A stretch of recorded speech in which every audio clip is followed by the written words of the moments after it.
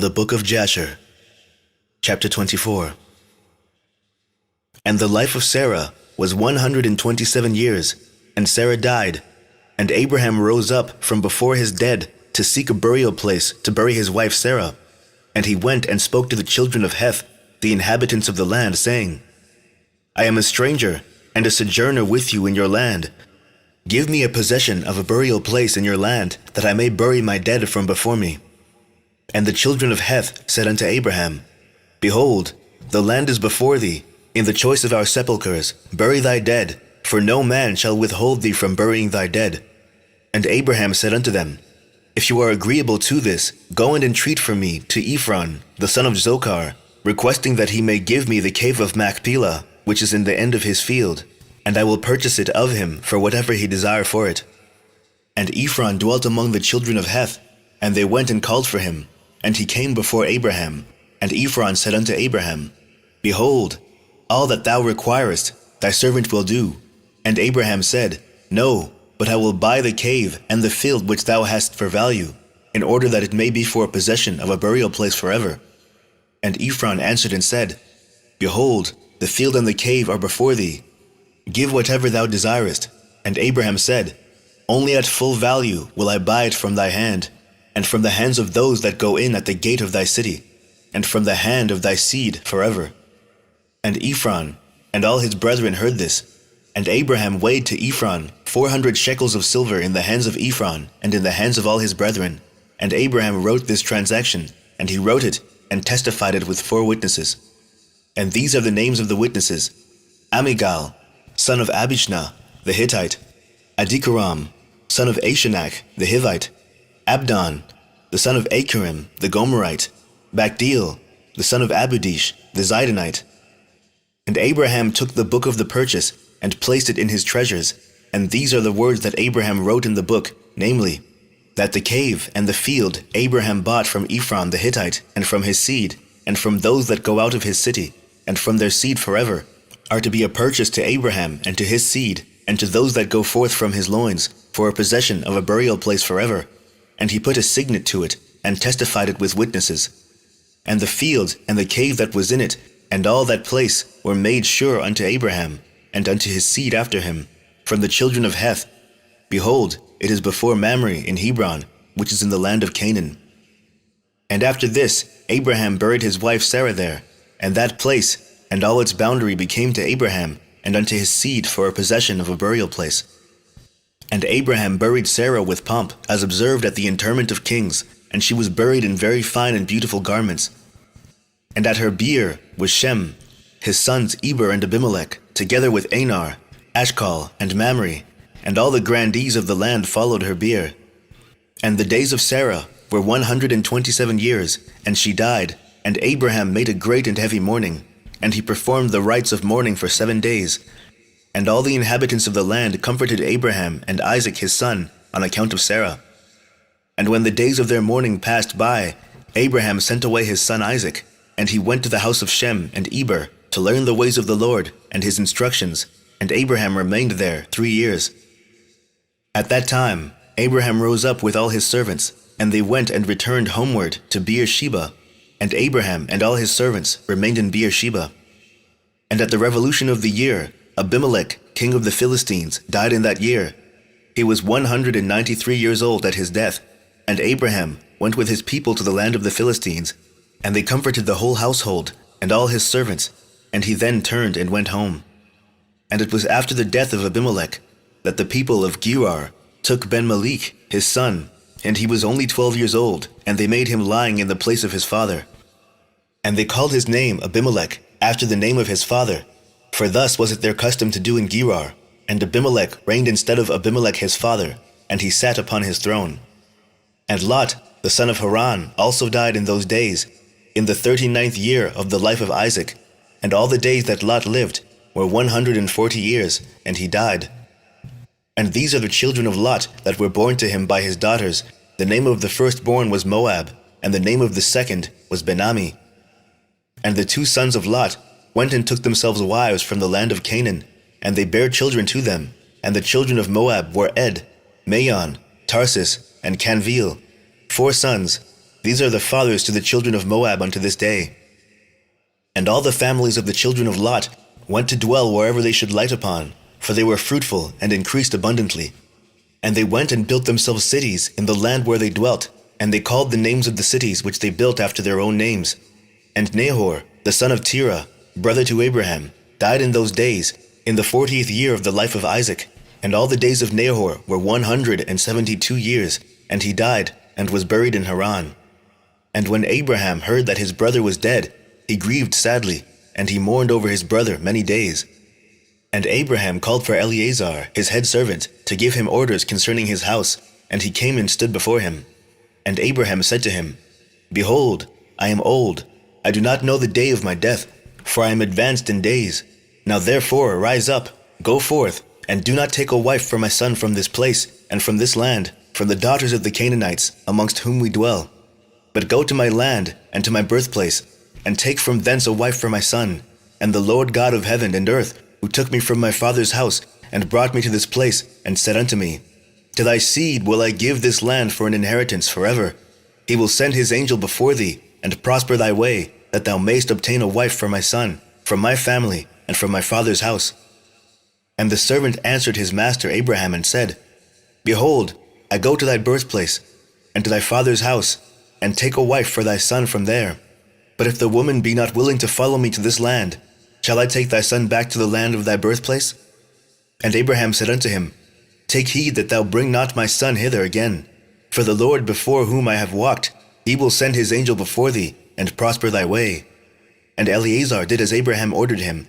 And Eleazar swore unto Abraham his master upon this matter. And Eleazar rose up, and took 10 camels of the camels of his master, and 10 men from his master's servants with him. And they rose up, and went to Haran, the city of Abraham, and Nahor, in order to fetch a wife for Isaac, the son of Abraham. And whilst they were gone, Abraham sent to the house of Shem and Eber, and they brought from thence his son Isaac. And Isaac came home to his father's house, to Beersheba, whilst Eleazar and his men came to Haran. And they stopped in the city by the watering place, and he made his camels to kneel down by the water, and they remained there. And Eleazar, Abraham's servant, prayed and said, O God of Abraham my master, send me, I pray thee, good speed this day, and show kindness unto my master, that thou shalt appoint this day a wife for my master's son from his family. And the Lord hearkened to the voice of Eleazar for the sake of his servant Abraham. And he happened to meet with the daughter of Bethuel, the son of Milcah, the wife of Nahor, brother to Abraham, and Eleazar came to her house. And Eleazar related to them all his concerns, and that he was Abraham's servant, and they greatly rejoiced at him. And they all blessed the Lord who brought this thing about, and they gave him Rebekah, the daughter of Bethuel, for a wife for Isaac. And the young woman was of very comely appearance, she was a virgin, and Rebekah was 10 years old in those days. And Bethuel and Laban and his children made a feast on that night, and Eleazar and his men came and ate and drank, and rejoiced there on that night. And Eleazar rose up in the morning, he and the men that were with him, and he called to the whole household of Bethuel, saying, Send me away, that I may go to my master. And they rose up, and sent away Rebekah, and her nurse Deborah, the daughter of Uz, and they gave her silver and gold, menservants and maidservants, and they blessed her. And they sent Eleazar away with his men, and the servants took Rebekah, and he went and returned to his master to the land of Canaan. And Isaac took Rebekah, and she became his wife, and he brought her into the tent. And Isaac was 40 years old when he took Rebekah, the daughter of his uncle Bethuel, for a wife. Chapter 25. And it was at that time that Abraham again took a wife in his old age, and her name was Keturah, from the land of Canaan. And she bare unto him Zimran, Jokshan, Medan, Midian, Ishbak, and Shuach, being 6 sons. And the children of Zimran were Abihen, Molech, and Narim. And the sons of Jokshan were Sheba and Dedan. And the sons of Medan were Amida, Joab, Gochi, Elisha, and Notak. And the sons of Midian were Ephah, Epher, Canik, Abida, and Eldaah. And the sons of Ishbak were Machiro, Beodua, and Tator. And the sons of Shuach were Bildad, Mamdad, Munan, and Meban. All these are the families of the children of Keturah, the Canaanitish woman, which she bare unto Abraham the Hebrew. And Abraham sent all these away, and he gave them gifts, and they went away from his son Isaac to dwell wherever they should find a place. And all these went to the mountain at the east, and they built themselves 6 cities in which they dwelt unto this day. But the children of Sheba and Dedan, children of Jokshan, with their children, did not dwell with their brethren in their cities, and they journeyed and encamped in the countries and wildernesses unto this day. And the children of Midian, son of Abraham, went to the east of the land of Cush, and they there found a large valley in the eastern country, and they remained there, and built a city, and they dwelt therein. That is the land of Midian unto this day. And Midian dwelt in the city which he built, he and his 5 sons, and all belonging to him. And these are the names of the sons of Midian, according to their names in the cities: Ephah, Epher, Chanach, Abida, and Eldaah. And the sons of Ephah were Methach, Meshar, Avi, and Zanuah. And the sons of Epher were Ephron, Zur, Aliran, and Medan. And the sons of Chanach were Ruel, Rechem, Azai, Eliashub, and Elad. And the sons of Abida were Chur, Melud, Keruri, Mulkai. And the sons of Eldaah were Micah, and Reba, and Malchiah, and Gabal. These are the names of the Midianites according to their families. And afterward the families of Midian spread throughout the land of Midian.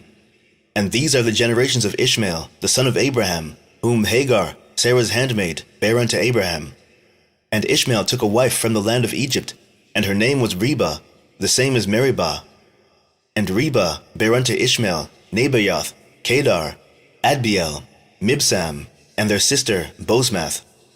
And Ishmael cast away his wife Reba, and she went from him, and returned to Egypt to the house of her father, and she dwelt there, for she had been very bad in the sight of Ishmael, and in the sight of his father Abraham. And Ishmael afterward took a wife from the land of Canaan, and her name was Malchuth, and she bare unto him Nishma, Duma, Massa, Kedad, Tema, Yetur, Naphish, and Kedma. These are the sons of Ishmael, and these are their names, being 12 princes, according to their nations. And the families of Ishmael afterward spread forth.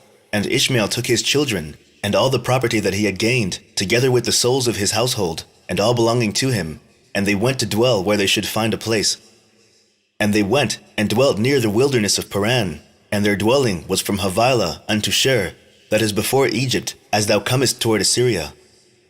And Ishmael and his sons dwelt in the land, and they had children born to them, and they were fruitful and increased abundantly. And these are the names of the sons of Nebaioth, the firstborn of Ishmael: Mend, Send, Maon. And the sons of Kedar were Alion, Kezem, Kamad, and Eli. And the sons of Adbeel were Kamad and Jabin. And the sons of Mibsam were Obadiah, Ebedmelech, and Yush. These are the families of the children of Reba, the wife of Ishmael. And the sons of Mishma, the son of Ishmael, were Shammua, Zecharion, and Obed. And the sons of Duma were Kized, Eli, Machmad, and Almed. And the sons of Massa were Malon, Mula, and Abidadon. And the sons of Chadad were Azur, Minzar, and Ebedmelech.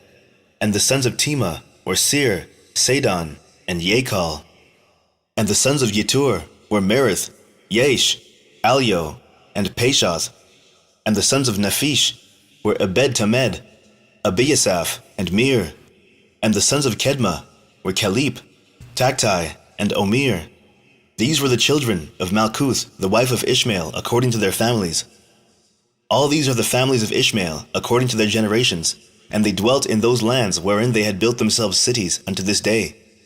And Rebekah, the daughter of Bethuel, the wife of Abraham's son Isaac, was barren in those days. She had no offspring. And Isaac dwelt with his father in the land of Canaan. And the Lord was with Isaac. And Arphaxad, the son of Shem, the son of Noah, died in those days, in the 48th year of the life of Isaac.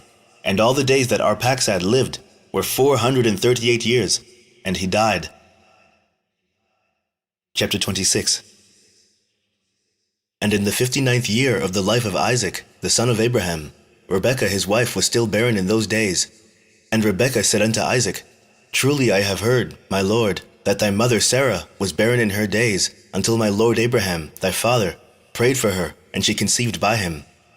Now therefore, stand up, pray thou also to God, and he will hear thy prayer, and remember us through his mercies. And Isaac answered his wife Rebekah, saying, Abraham has already prayed for me to God to multiply his seed. Now therefore, this barrenness must proceed to us from thee. And Rebekah said unto him, But arise now thou also and pray, that the Lord may hear thy prayer, and grant me children. And Isaac hearkened to the words of his wife. And Isaac and his wife rose up, and went to the land of Moriah, to pray there, and to seek the Lord. And when they had reached that place, Isaac stood up and prayed to the Lord on account of his wife, because she was barren.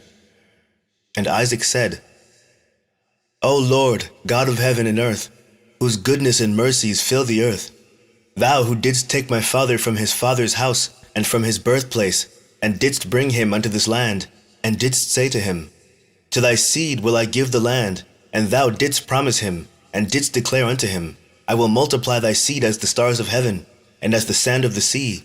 Now may thy words be verified, which thou didst speak unto my father. For thou art the Lord our God, our eyes are toward thee, to give us seed of men, as thou didst promise us. For thou art the Lord our God, and our eyes are directed toward thee only. And the Lord heard the prayer of Isaac, the son of Abraham, and the Lord was entreated of him, and Rebekah his wife conceived. And in about 7 months after the children struggled together within her, and it pained her greatly that she was wearied on account of them. And she said to all the women who were then in the land, Did such a thing happen to you, as it has to me? And they said unto her, No. And she said unto them, Why am I alone in this, amongst all the women that were upon earth? And she went to the land of Moriah to seek the Lord on account of this. And she went to Shem and Eber his son, to make inquiries of them in this matter, and that they should seek the Lord in this thing respecting her. And she also asked Abraham to seek and inquire of the Lord about all that had befallen her. And they all inquired of the Lord concerning this matter, and they brought her word from the Lord and told her, 2 children are in thy womb, and 2 nations shall rise from them, and one nation shall be stronger than the other, and the greater shall serve the younger. And when her days to be delivered were completed, she knelt down, and behold, there were twins in her womb, as the Lord had spoken to her. And the first came out, red all over like a hairy garment, and all the people of the land called his name Esau, saying, that this one was made complete from the womb. And after that came his brother, and his hand took hold of Esau's heel, therefore they called his name Jacob. And Isaac, the son of Abraham, was 60 years old when he begat them. And the boys grew up to their 15th year, and they came amongst the society of men. Esau was a designing and deceitful man, and an expert hunter in the field. And Jacob was a man perfect and wise, dwelling in tents, feeding flocks, and learning the instructions of the Lord, and the commands of his father and mother. And Isaac and the children of his household dwelt with his father Abraham in the land of Canaan, as God had commanded them. And Ishmael the son of Abraham went with his children, and all belonging to them, and they returned there to the land of Havilah, and they dwelt there. And all the children of Abraham's concubines went to dwell in the land of the east, for Abraham had sent them away from his son, and had given them presents, and they went away. And Abraham gave all that he had to his son Isaac, and he also gave him all his treasures. And he commanded him, saying, Dost thou not know and understand the Lord is God in heaven and in earth, and there is no other beside him? And it was he who took me from my father's house, and from my birthplace, and gave me all the delights upon earth, who delivered me from the counsel of the wicked, for in him did I trust. And he brought me to this place, and he delivered me from Ur-Kasdim. And he said unto me, To thy seed will I give all these lands, and they shall inherit them when they keep my commandments, my statutes and my judgments that I have commanded thee, and which I shall command them. Now therefore, my son, hearken to my voice, and keep the commandments of the Lord thy God, which I command thee. Do not turn from the right way, either to the right or to the left, in order that it may be well with thee, and thy children after thee forever.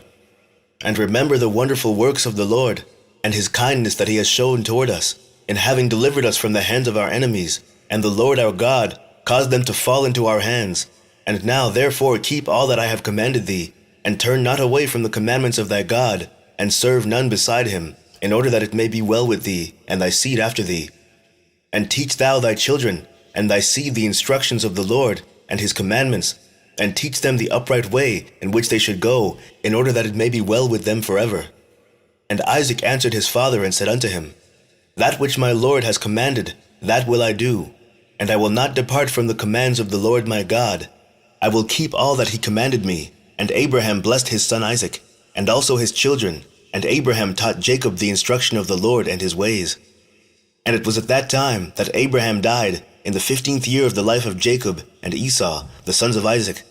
And all the days of Abraham were 175 years, and he died and was gathered to his people in good old age, old and satisfied with days, and Isaac and Ishmael his sons buried him. And when the inhabitants of Canaan heard that Abraham was dead, they all came with their kings and princes and all their men to bury Abraham. And all the inhabitants of the land of Haran, and all the families of the house of Abraham, and all the princes and grandees, and the sons of Abraham by the concubines, all came when they heard of Abraham's death, and they requited Abraham's kindness, and comforted Isaac his son. And they buried Abraham in the cave which he bought from Ephron the Hittite and his children, for the possession of a burial place. And all the inhabitants of Canaan, and all those who had known Abraham, wept for Abraham a whole year, and men and women mourned over him. And all the little children, and all the inhabitants of the land wept on account of Abraham, for Abraham had been good to them all, and because he had been upright with God and men. And there arose not a man who feared God like unto Abraham, for he had feared his God from his youth, and had served the Lord, and had gone in all his ways during his life, from his childhood to the day of his death. And the Lord was with him, and delivered him from the counsel of Nimrod and his people. And when he made war with the 4 kings of Elam, he conquered them. And he brought all the children of the earth to the service of God, and he taught them the ways of the Lord, and caused them to know the Lord. And he formed a grove, and he planted a vineyard therein, and he had always prepared in his tent meat and drink to those that passed through the land, that they might satisfy themselves in his house. And the Lord God delivered the whole earth on account of Abraham. And it was after the death of Abraham that God blessed his son Isaac and his children.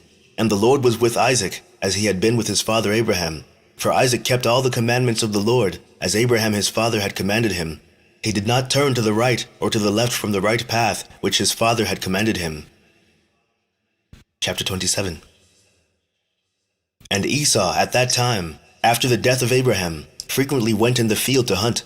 And Nimrod, king of Babel, the same was Amraphel, also frequently went with his mighty men to hunt in the field, and to walk about with his men in the cool of the day.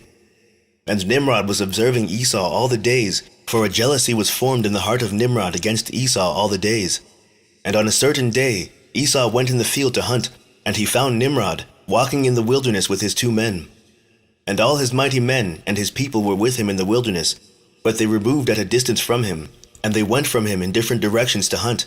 And Esau concealed himself for Nimrod, and he lurked for him in the wilderness. And Nimrod and his men that were with him did not know him. And Nimrod and his men frequently walked about in the field at the cool of the day, and to know where his men were hunting in the field. And Nimrod and 2 of his men that were with him came to the place where they were, when Esau started suddenly from his lurking place, and drew his sword, and hastened, and ran to Nimrod, and cut off his head.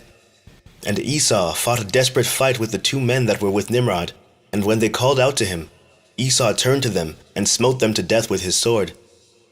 And all the mighty men of Nimrod, who had left him to go to the wilderness, heard the cry at a distance, and they knew the voices of those 2 men, and they ran to know the cause of it, when they found their king and the 2 men that were with him lying dead in the wilderness. And when Esau saw the mighty men of Nimrod coming at a distance, he fled, and thereby escaped. And Esau took the valuable garments of Nimrod, which Nimrod's father had bequeathed to Nimrod, and with which Nimrod prevailed over the whole land, and he ran and concealed them in his house. And Esau took those garments, and ran into the city on account of Nimrod's men, and he came unto his father's house, wearied and exhausted from fight, and he was ready to die through grief when he approached his brother Jacob, and sat before him. And he said unto his brother Jacob, Behold, I shall die this day, and wherefore then do I want the birthright? And Jacob acted wisely with Esau in this matter, and Esau sold his birthright to Jacob, for it was so brought about by the Lord. And Esau's portion in the cave of the field of Machpelah, which Abraham had bought from the children of Heth for the possession of a burial ground, Esau also sold to Jacob, and Jacob bought all this from his brother Esau for value given. And Jacob wrote the whole of this in a book, and he testified the same with witnesses, and he sealed it, and the book remained in the hands of Jacob. And when Nimrod the son of Cush died, his men lifted him up, and brought him in consternation, and buried him in his city. And all the days that Nimrod lived were 215 years, and he died. And the days that Nimrod reigned upon the people of the land were 185 years. And Nimrod died by the sword of Esau in shame and contempt, and the seed of Abraham caused his death, as he had seen in his dream. And at the death of Nimrod, his kingdom became divided into many divisions, and all those parts that Nimrod reigned over were restored to the respective kings of the land, who recovered them after the death of Nimrod. And all the people of the house of Nimrod were for a long time enslaved to all the other kings of the land. Chapter 28. And in those days, after the death of Abraham, in that year the Lord brought a heavy famine in the land, and whilst the famine was raging in the land of Canaan, Isaac rose up to go down to Egypt on account of the famine, as his father Abraham had done. And the Lord appeared that night to Isaac, and he said to him, "Do not go down to Egypt, but rise and go to Gerar, to Abimelech, king of the Philistines, and remain there till the famine shall cease." And Isaac rose up and went to Gerar, as the Lord commanded him, and he remained there a full year. And when Isaac came to Gerar, the people of the land saw that Rebekah his wife was of a beautiful appearance. And the people of Gerar asked Isaac concerning his wife, and he said, "She is my sister," for he was afraid to say she was his wife, lest the people of the land should slay him on account of her. And the princes of Abimelech went and praised the woman to the king. But he answered them not, neither did he attend to their words. But he heard them say that Isaac declared her to be his sister, so the king reserved this within himself. And when Isaac had remained 3 months in the land, Abimelech looked out at the window, and he saw, and behold, Isaac was sporting with Rebekah his wife, for Isaac dwelt in the outer house belonging to the king, so that the house of Isaac was opposite the house of the king. And the king said unto Isaac, "What is this thou hast done to us in saying of thy wife, She is my sister? How easily might one of the great men of the people have lain with her, and thou wouldst then have brought guilt upon us." And Isaac said to Abimelech, "Because I was afraid lest I die on account of my wife, therefore I said, She is my sister." At that time Abimelech gave orders to all his princes and great men, and they took Isaac and Rebekah his wife, and brought them before the king. And the king commanded that they should dress them in princely garments, and make them ride through the streets of the city, and proclaim before them throughout the land, saying, "This is the man, and this is his wife. Whoever toucheth this man or his wife shall surely die." And Isaac returned with his wife to the king's house, and the Lord was with Isaac, and he continued to wax great, and lacked nothing. And the Lord caused Isaac to find favor in the sight of Abimelech, and in the sight of all his subjects. And Abimelech acted well with Isaac, for Abimelech remembered the oath and the covenant that existed between his father and Abraham. And Abimelech said unto Isaac, "Behold, the whole earth is before thee. Dwell wherever it may seem good in thy sight, until thou shalt return to thy land." And Abimelech gave Isaac fields and vineyards, and the best part of the land of Gerar, to sow and reap and eat the fruits of the ground until the days of the famine should have passed by. And Isaac sowed in that land, and received 100-fold in the same year, and the Lord blessed him. And the man waxed great, and he had possession of flocks and possession of herds, and great store of servants. And when the days of the famine had passed away, the Lord appeared to Isaac, and said unto him, "Rise up, go forth from this place, and return to thy land, to the land of Canaan." And Isaac rose up and returned to Hebron, which is in the land of Canaan, he and all belonging to him, as the Lord commanded him. And after this, Shelach, the son at Arphaxad, died in that year, which is in the 18th year of the lives of Jacob and Esau. And all the days that Shelach lived were 433 years, and he died. At that time, Isaac sent his younger son Jacob to the house of Shem and Eber, and he learned the instructions of the Lord. And Jacob remained in the house of Shem and Eber for 32 years, and Esau his brother did not go, for he was not willing to go, and he remained in his father's house in the land of Canaan. And Esau was continually hunting in the fields to bring home what he could get. So did Esau all the days. And Esau was a designing and deceitful man, one who hunted after the hearts of men, and inveigled them. And Esau was a valiant man in the field, and in the course of time went as usual to hunt, and he came as far as the field of Seir, the same as Edom. And he remained in the land of Seir, hunting in the field 1 year and 4 months. And Esau there saw in the land of Seir the daughter of a man of Canaan, and her name was Jehudith, the daughter of Beeri, son of Epher, from the families of Heth, the son of Canaan. And Esau took her for a wife, and he came unto her. 40 years old was Esau when he took her, and he brought her to Hebron, the land of his father's dwelling place, and he dwelt there. And it came to pass in those days, in the 110th year of the life of Isaac, that is in the 50th year of the life of Jacob, in that year died Shem, the son of Noah. Shem was 600 years old at his death. And when Shem died, Jacob returned to his father to Hebron, which is in the land of Canaan.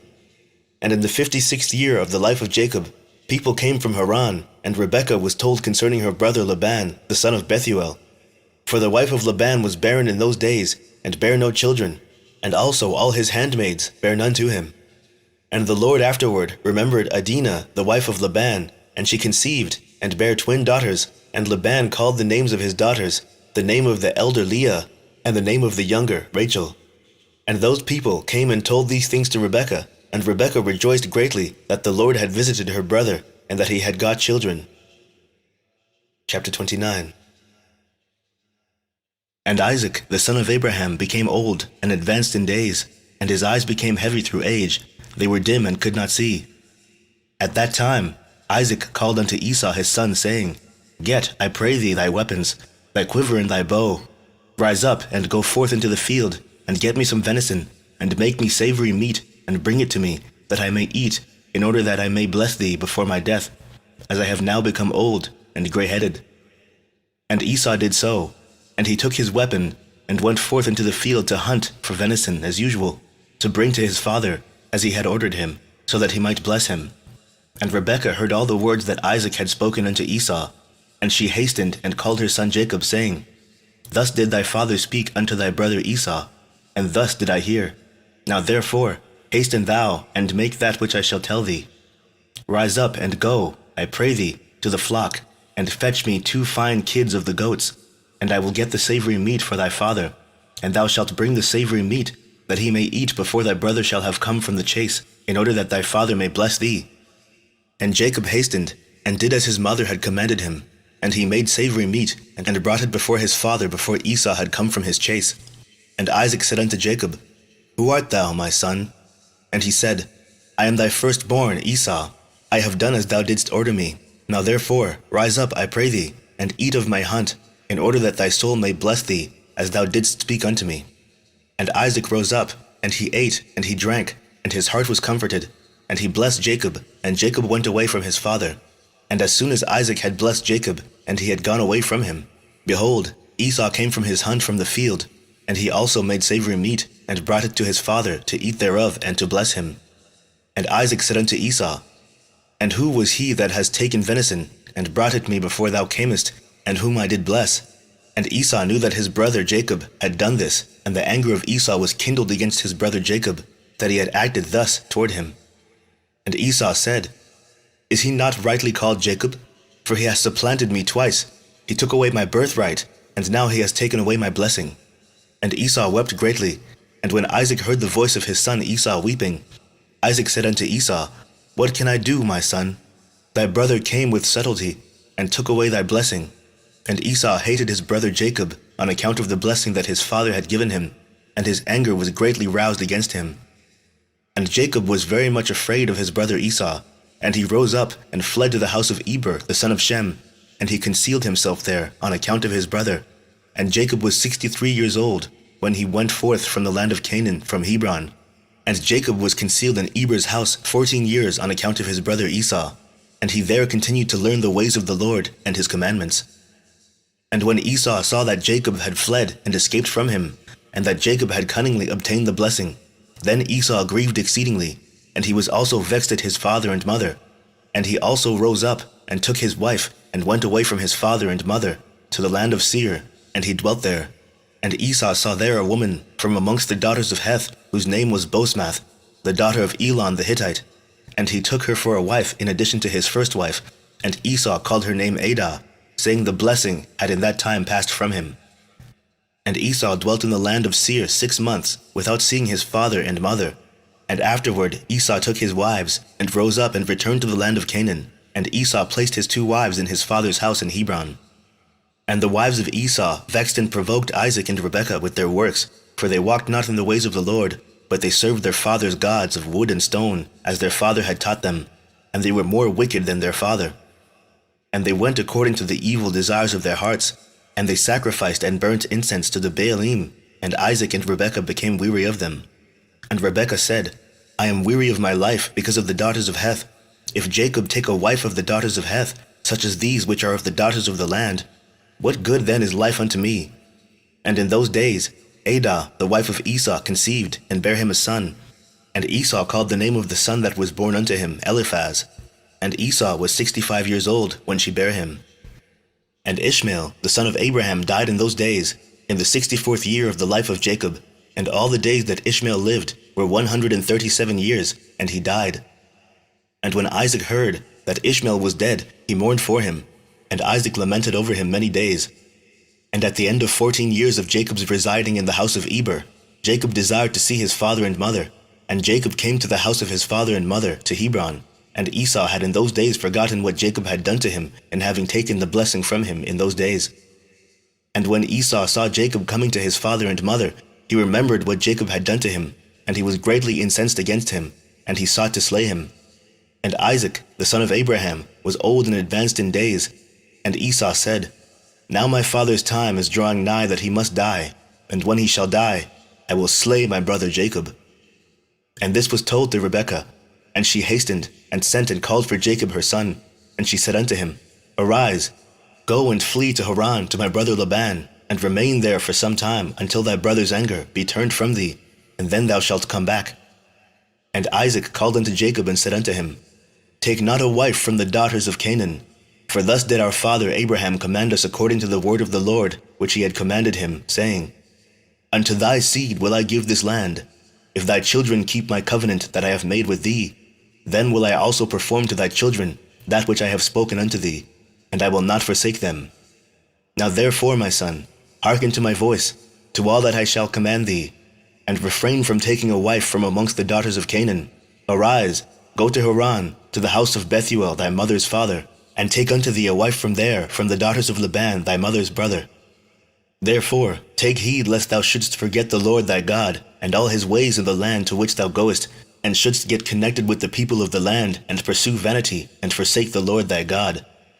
But when thou comest to the land, serve there the Lord. Do not turn to the right or to the left from the way which I command thee, and which thou didst learn.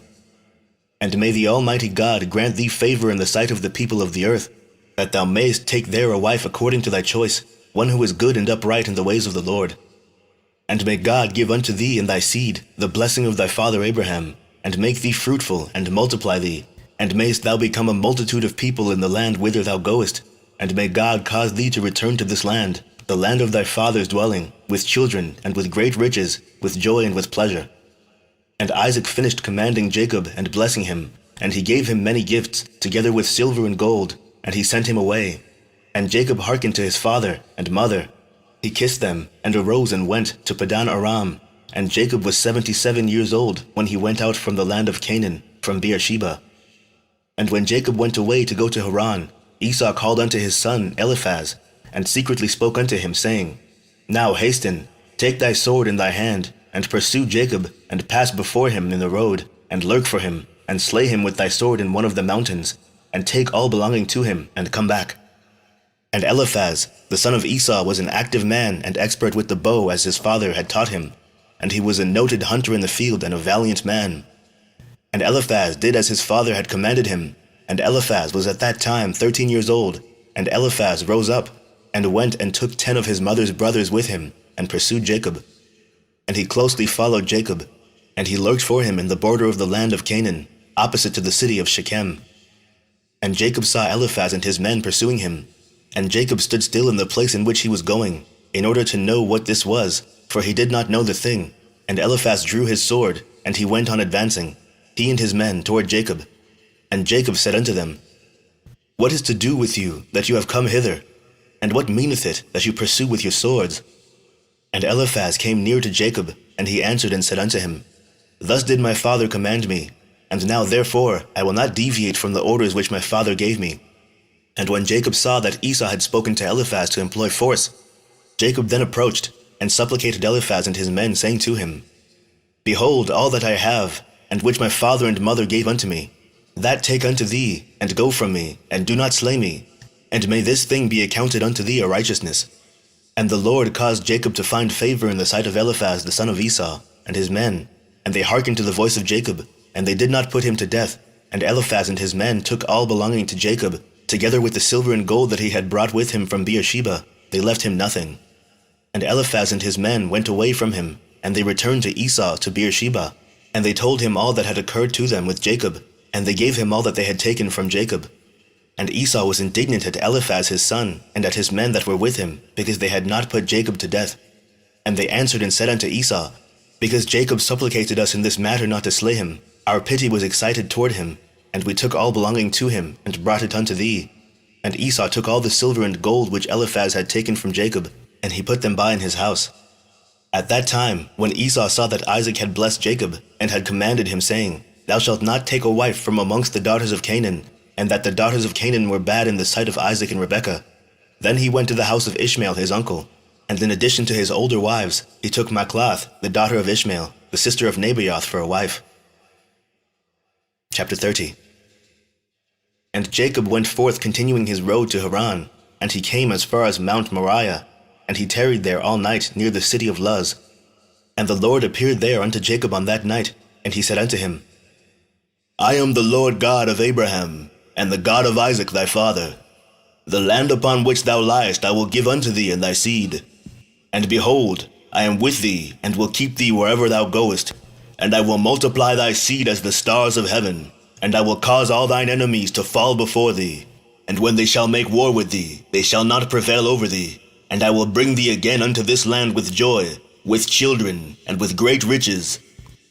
And Jacob awoke from his sleep, and he rejoiced greatly at the vision which he had seen. And he called the name of that place Bethel. And Jacob rose up from that place quite rejoiced. And when he walked, his feet felt light to him for joy. And he went from there to the land of the children of the east, and he returned to Haran, and he sat by the shepherd's well. And he there found some men going from Haran to feed their flocks, and Jacob made inquiries of them, and they said, We are from Haran. And he said unto them, Do you know Laban, the son of Nahor? And they said, We know him, and behold, his daughter Rachel is coming along to feed her father's flock. Whilst he was yet speaking with them, Rachel, the daughter of Laban, came to feed her father's sheep, for she was a shepherdess. And when Jacob saw Rachel, the daughter of Laban, his mother's brother, he ran and kissed her, and lifted up his voice and wept. And Jacob told Rachel that he was the son of Rebekah, her father's sister. And Rachel ran and told her father. And Jacob continued to cry, because he had nothing with him to bring to the house of Laban. And when Laban heard that his sister's son Jacob had come, he ran and kissed him, and embraced him, and brought him into the house, and gave him bread, and he ate. And Jacob related to Laban what his brother Esau had done to him, and what his son Eliphaz had done to him in the road. And Jacob resided in Laban's house for 1 month. And Jacob ate and drank in the house of Laban. And afterward Laban said unto Jacob, Tell me what shall be thy wages, for how canst thou serve me for naught? And Laban had no sons but only daughters, and his other wives and handmaids were still barren in those days. And these are the names of Laban's daughters which his wife, Adinah, had borne unto him. The name of the elder was Leah, and the name of the younger was Rachel. And Leah was tender-eyed, but Rachel was beautiful and well-favored, and Jacob loved her. And Jacob said unto Laban, I will serve thee 7 years for Rachel, thy younger daughter. And Laban consented to this, and Jacob served Laban 7 years for his daughter Rachel. And in the 2nd year of Jacob's dwelling in Haran, that is in the 79th year of the life of Jacob, in that year died Eber the son of Shem. He was 464 years old at his death. And when Jacob heard that Eber was dead, he grieved exceedingly, and he lamented and mourned over him many days.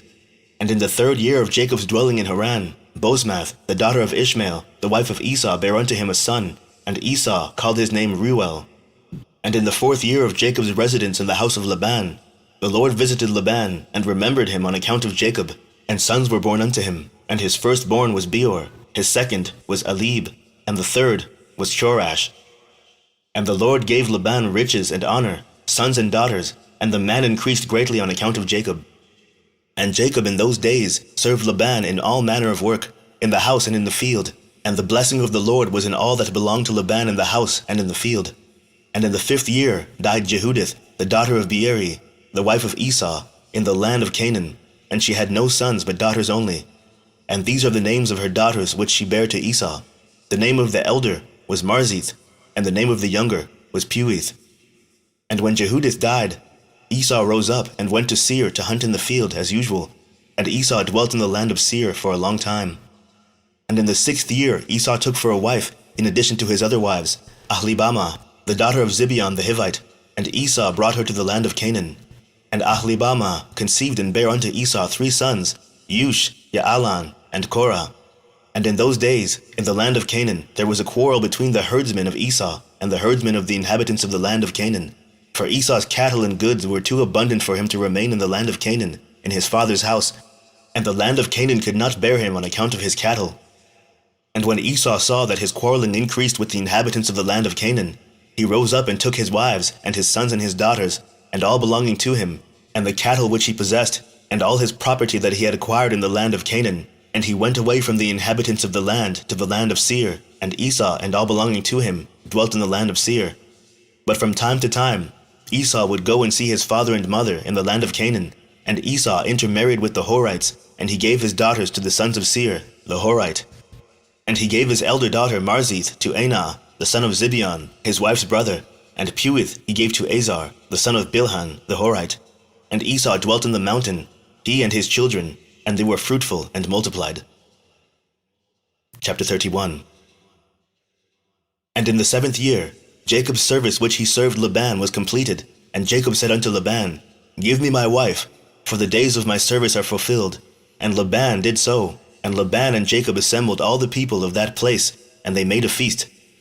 And in the evening Laban came to the house, and afterward Jacob came there with the people of the feast, and Laban extinguished all the lights that were in the house. And Jacob said unto Laban, Wherefore dost thou do this thing unto us? And Laban answered, Such is our custom to act in this land. And afterward Laban took his daughter Leah, and he brought her to Jacob, and he came to her, and Jacob did not know that she was Leah. And Laban gave his daughter Leah, his maid Zilpah, for a handmaid. And all the people at the feast knew what Laban had done to Jacob, but they did not tell the thing to Jacob.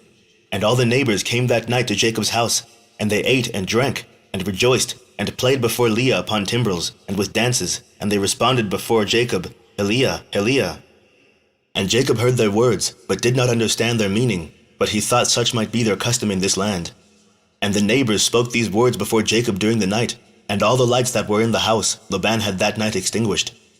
And in the morning, when daylight appeared, Jacob turned to his wife, and he saw, and behold, it was Leah that had been lying in his bosom. And Jacob said, Behold, now I know what the neighbors said last night. Leah, they said, and I knew it not. And Jacob called unto Laban, and said unto him, What is this that thou didst unto me? Surely I served thee for Rachel, and why didst thou deceive me, and didst give me Leah? And Laban answered Jacob, saying, Not so is it done in our place, to give the younger before the elder. Now therefore, if thou desirest to take her sister likewise, take her unto thee, for the service which thou wilt serve me for another 7 years. And Jacob did so, and he also took Rachel for a wife, and he served Laban 7 years more. And Jacob also came to Rachel, and he loved Rachel more than Leah, and Laban gave her his maid Bilhah for a handmaid. And when the Lord saw that Leah was hated, the Lord opened her womb, and she conceived and bare Jacob 4 sons in those days. And these are their names, Reuben, Simeon, Levi, and Judah. And she afterward left bearing. And at that time Rachel was barren, and she had no offspring. And Rachel envied her sister Leah. And when Rachel saw that she bare no children to Jacob, she took her handmaid Bilhah, and she bare Jacob 2 sons, Dan and Naphtali. And when Leah saw that she had left bearing, she also took her handmaid Zilpah, and she gave her to Jacob for a wife. And Jacob also came to Zilpah, and she also bare Jacob 2 sons, Gad and Asher. And Leah again conceived, and bare Jacob in those days 2 sons and 1 daughter. And these are their names, Issachar, Zebulun, and their sister Dinah. And Rachel was still barren in those days, and Rachel prayed unto the Lord at that time, and she said, O Lord God, remember me and visit me, I beseech thee. For now my husband will cast me off, for I have borne him no children. Now, O Lord God, hear my supplication before thee, and see my affliction, and give me children like one of the handmaids, that I may no more bear my reproach. And God heard her, and opened her womb, and Rachel conceived and bare a son. And she said, The Lord has taken away my reproach. And she called his name Joseph, saying, May the Lord add to me another son. And Jacob was 91 years old when she bare him. At that time Jacob's mother Rebekah, sent her nurse Deborah, the daughter of Uz, and 2 of Isaac's servants unto Jacob. And they came to Jacob to Haran, and they said unto him, Rebekah has sent us to thee, that thou shalt return to thy father's house, to the land of Canaan. And Jacob hearkened unto them, in this which his mother had spoken. At that time, the other 7 years which Jacob served Laban for Rachel were completed. And it was at the end of 14 years that he had dwelt in Haran, that Jacob said unto Laban, Give me my wives, and send me away, that I may go to my land. For behold, my mother did send unto me from the land of Canaan, that I should return to my father's house. And Laban said unto him, Not so, I pray thee. If I have found favor in thy sight, do not leave me. Appoint me thy wages, and I will give them, and remain with me. And Jacob said unto him, This is what thou shalt give me for wages, that I shall this day pass through all thy flock, and take away from them every lamb that is speckled and spotted, and such as are brown amongst the sheep, and amongst the goats. And if thou wilt do this thing for me, I will return and feed thy flock, and keep them as at first. And Laban did so, and Laban removed from his flock all that Jacob had said, and gave them to him. And Jacob placed all that he had removed from Laban's flock in the hands of his sons, and Jacob was feeding the remainder of Laban's flock. And when the servants of Isaac, which he had sent unto Jacob, saw that Jacob would not return with them to the land of Canaan to his father, then they went away from him, and they returned home to the land of Canaan. And Deborah remained with Jacob in Haran, and she did not return with the servants of Isaac to the land of Canaan. And Deborah remained with Jacob in Haran, and she did not return with the servants of Isaac to the land of Canaan. And Deborah resided with Jacob's wives and children in Haran. And Jacob served Laban 6 years longer, and when the sheep brought forth, Jacob removed from them such as were speckled and spotted, as he had determined with Laban. And Jacob did so at Laban's for 6 years. And the man increased abundantly, and he had cattle, and maidservants, and menservants, camels and asses. And Jacob had 200 drove of cattle, and his cattle were of large size, and of beautiful appearance, and were very productive. And all the families of the sons of men desired to get some of the cattle of Jacob, for they were exceedingly prosperous. And many of the sons of men came to procure some of Jacob's flock, and Jacob gave them a sheep for a manservant, or a maidservant, or for an ass or a camel, or whatever Jacob desired from them they gave him. And Jacob obtained riches and honor and possessions by means of these transactions with the sons of men, and the children of Laban envied him of this honor. And in the course of time he heard the words of Laban's sons, saying, Jacob has taken away all that was our father's, and of that which was our father's has he acquired all this glory. And Jacob beheld the countenance of Laban and of his children, and behold, it was not toward him in those days as it had been before. And the Lord appeared to Jacob at the expiration of the 6 years, and said unto him, Arise, go forth out of this land, and return to the land of thy birthplace, and I will be with thee. And Jacob rose up at that time, and he mounted his children and wives, and all belonging to him upon camels, and he went forth to go to the land of Canaan, to his father Isaac. And Laban did not know that Jacob had gone from him, for Laban had been that day sheep-shearing. And Rachel stole her father's images, and she took them, and she concealed them upon the camel upon which she sat, and she went on. And this is the manner of the images, and taking a man who is the firstborn, and slaying him, and taking the hair off his head, and taking salt, and salting the head, and anointing it in oil, then taking a small tablet of copper, or a tablet of gold, and writing the name upon it, and placing the tablet under his tongue, and taking the head with the tablet under the tongue, and putting it in the house, and lighting up lights before it, and bowing down to it. And at the time when they bow down to it, it speaketh to them in all matters that they ask of it, through the power of the name which is written in it. And some make them in the figures of men, of gold and silver, and go to them in times known to them, and the figures receive the influence of the stars, and tell them future things. And in this manner were the images which Rachel stole from her father. And Rachel stole these images which were her father's, in order that Laban might not know through them where Jacob had gone. And Laban came home, and he asked concerning Jacob and his household, and he was not to be found. And Laban sought his images to know where Jacob had gone, and could not find them. And he went to some other images, and he inquired of them, and they told him that Jacob had fled from him to his fathers, to the land of Canaan. And Laban then rose up, and he took his brothers and all his servants, and he went forth and pursued Jacob, and he overtook him in Mount Gilead. And Laban said unto Jacob, What is this that thou hast done to me to flee and deceive me, and lead my daughters and their children as captives taken by the sword? And thou didst not suffer me to kiss them and send them away with joy, and thou didst steal my gods and didst go away. And Jacob answered Laban, saying, Because I was afraid lest thou wouldst take thy daughters by force from me. And now with whomsoever thou findest thy gods, he shall die. And Laban searched for the images, and he examined in all Jacob's tents and furniture, but could not find them. And Laban said unto Jacob, We will make a covenant together, and it shall be a testimony between me and thee. If thou shalt afflict my daughters, or shalt take other wives besides my daughters, even God shall be a witness between me and thee in this matter. And they took stones, and made a heap. And Laban said, This heap is a witness between me and thee. Therefore he called the name thereof Gilead. And Jacob and Laban offered sacrifice upon the mount, and they ate there by the heap, and they tarried in the mount all night. And Laban rose up early in the morning, and he wept with his daughters, and he kissed them, and he returned unto his place. And he hastened, and sent off his son Beor, who was 17 years old, with Abicharov the son of Uz, the son of Nahor, and with them were 10 men. And they hastened, and went and passed on the road before Jacob, and they came by another road to the land of Seir.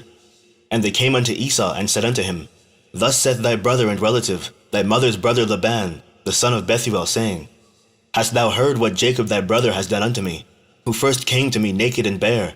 And I went to meet him, and brought him to my house with honor, and I made him great, and I gave him my 2 daughters for wives, and also 2 of my maids. And God blessed him on my account, and he increased abundantly, and had sons, daughters, and maidservants. He has also an immense stock of flocks and herds, camels and asses, also silver and gold in abundance. And when he saw that his wealth increased, he left me whilst I went to shear my sheep, and he rose up and fled in secrecy. And he lifted his wives and children upon camels, and he led away all his cattle and property which he acquired in my land, and he lifted up his countenance to go to his father Isaac to the land of Canaan. And he did not suffer me to kiss my daughters and their children, and he led my daughters as captives taken by the sword, and he also stole my gods, and he fled. And now I have left him in the mountain of the brook of Jabbok, him and all belonging to him, he lacked nothing. If it be thy wish to go to him, go then, and there wilt thou find him, and thou canst do unto him as thy soul desireth. And Laban's messengers came and told Esau all these things. And Esau heard all the words of Laban's messengers, and his anger was greatly kindled against Jacob, and he remembered his hatred, and his anger burned within him. And Esau hastened, and took his children and servants, and the souls of his household, being 60 men. And he went and assembled all the children of Seir the Horite, and their people, being 340 men, and took all this number of 400 men with drawn swords, and he went unto Jacob to smite him. And Esau divided this number into several parts, and he took the 60 men of his children and servants, and the souls of his household as one head, and gave them in care of Eliphaz, his eldest son. And the remaining heads he gave to the care of the 6 sons of Seir the Horite, and he placed every man over his generations and children. And the whole of his camp went as it was, and Esau went amongst them toward Jacob, and he conducted them with speed. And Laban's messengers departed from Esau, and went to the land of Canaan, and they came to the house of Rebekah, the mother of Jacob and Esau. And they told her, saying, Behold, thy son Esau has gone against his brother Jacob with 400 men, for he heard that he was coming, and he is gone to make war with him, and to smite him, and to take all that he has. And Rebekah hastened and sent 72 men from the servants of Isaac to meet Jacob on the road, for she said, Peradventure, Esau may make war on the road when he meets him. And these messengers went on the road to meet Jacob, and they met him in the road of the brook on the opposite side of the brook Jabbok. And Jacob said when he saw them, This camp is destined to me from God. And Jacob called the name of that place Machnaim. And Jacob knew all his father's people, and he kissed them and embraced them, and came with them. And Jacob asked them concerning his father and mother, and they said, They were well. And these messengers said unto Jacob, Rebekah thy mother has sent us to thee, saying, I have heard, my son, that thy brother Esau has gone forth against thee on the road with men from the children of Seir the Horite. And therefore, my son, hearken to my voice, and see with thy counsel what thou wilt do, and when he cometh up to thee, supplicate him, and do not speak rashly to him, and give him a present from what thou possessest, and from what God has favored thee with. And when he asketh thee concerning thy affairs, conceal nothing from him. Perhaps he may turn from his anger against thee, and thou wilt thereby save thy soul, thou and all belonging to thee, for it is thy duty to honor him, for he is thy elder brother. And when Jacob heard the words of his mother, which the messengers had spoken to him, Jacob lifted up his voice and wept bitterly, and did as his mother then commanded him. Chapter 32. And at that time Jacob sent messengers to his brother Esau toward the land of Seir, and he spoke to him words of supplication. And he commanded them, saying, Thus shall ye say to my lord, to Esau, Thus saith thy servant Jacob, Let not my lord imagine that my father's blessing with which he did bless me has proved beneficial to me. For I have been these 20 years with Laban, and he deceived me, and changed my wages 10 times, as it has all been already told unto my Lord. And I served him in his house very laboriously, and God afterward saw my affliction, my labor, and the work of my hands, and he caused me to find grace and favor in his sight. And afterward, through God's great mercy and kindness, acquired oxen, and asses, and cattle, and menservants and maidservants. And now I am coming to my land, and my home to my father and mother, who are in the land of Canaan.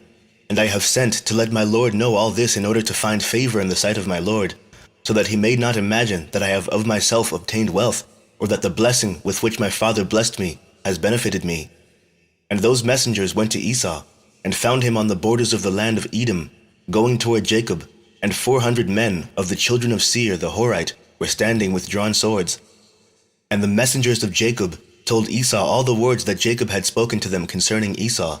And Esau answered them with pride and contempt, and said unto them, Surely I have heard, and truly it has been told unto me what Jacob has done to Laban, who exalted him in his house, and gave him his daughters for wives, and he begat sons and daughters, and abundantly increased in wealth and riches in Laban's house through his means.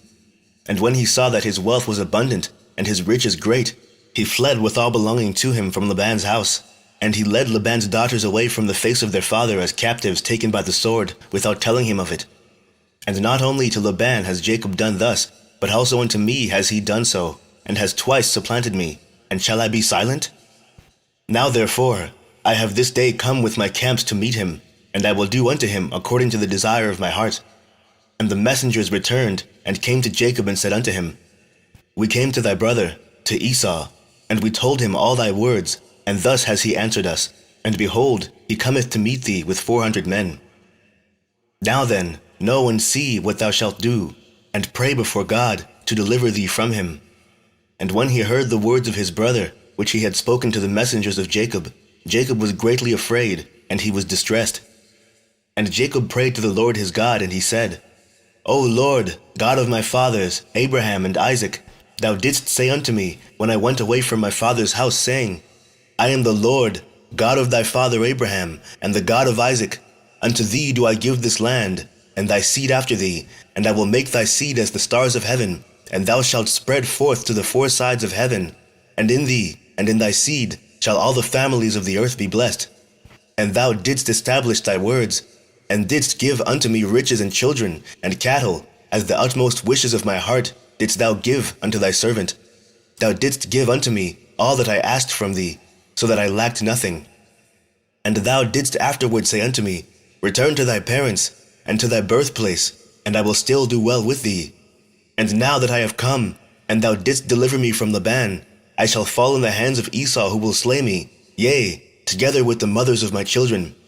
Now, therefore, O Lord God, deliver me, I pray thee, also from the hands of my brother Esau, for I am greatly afraid of him.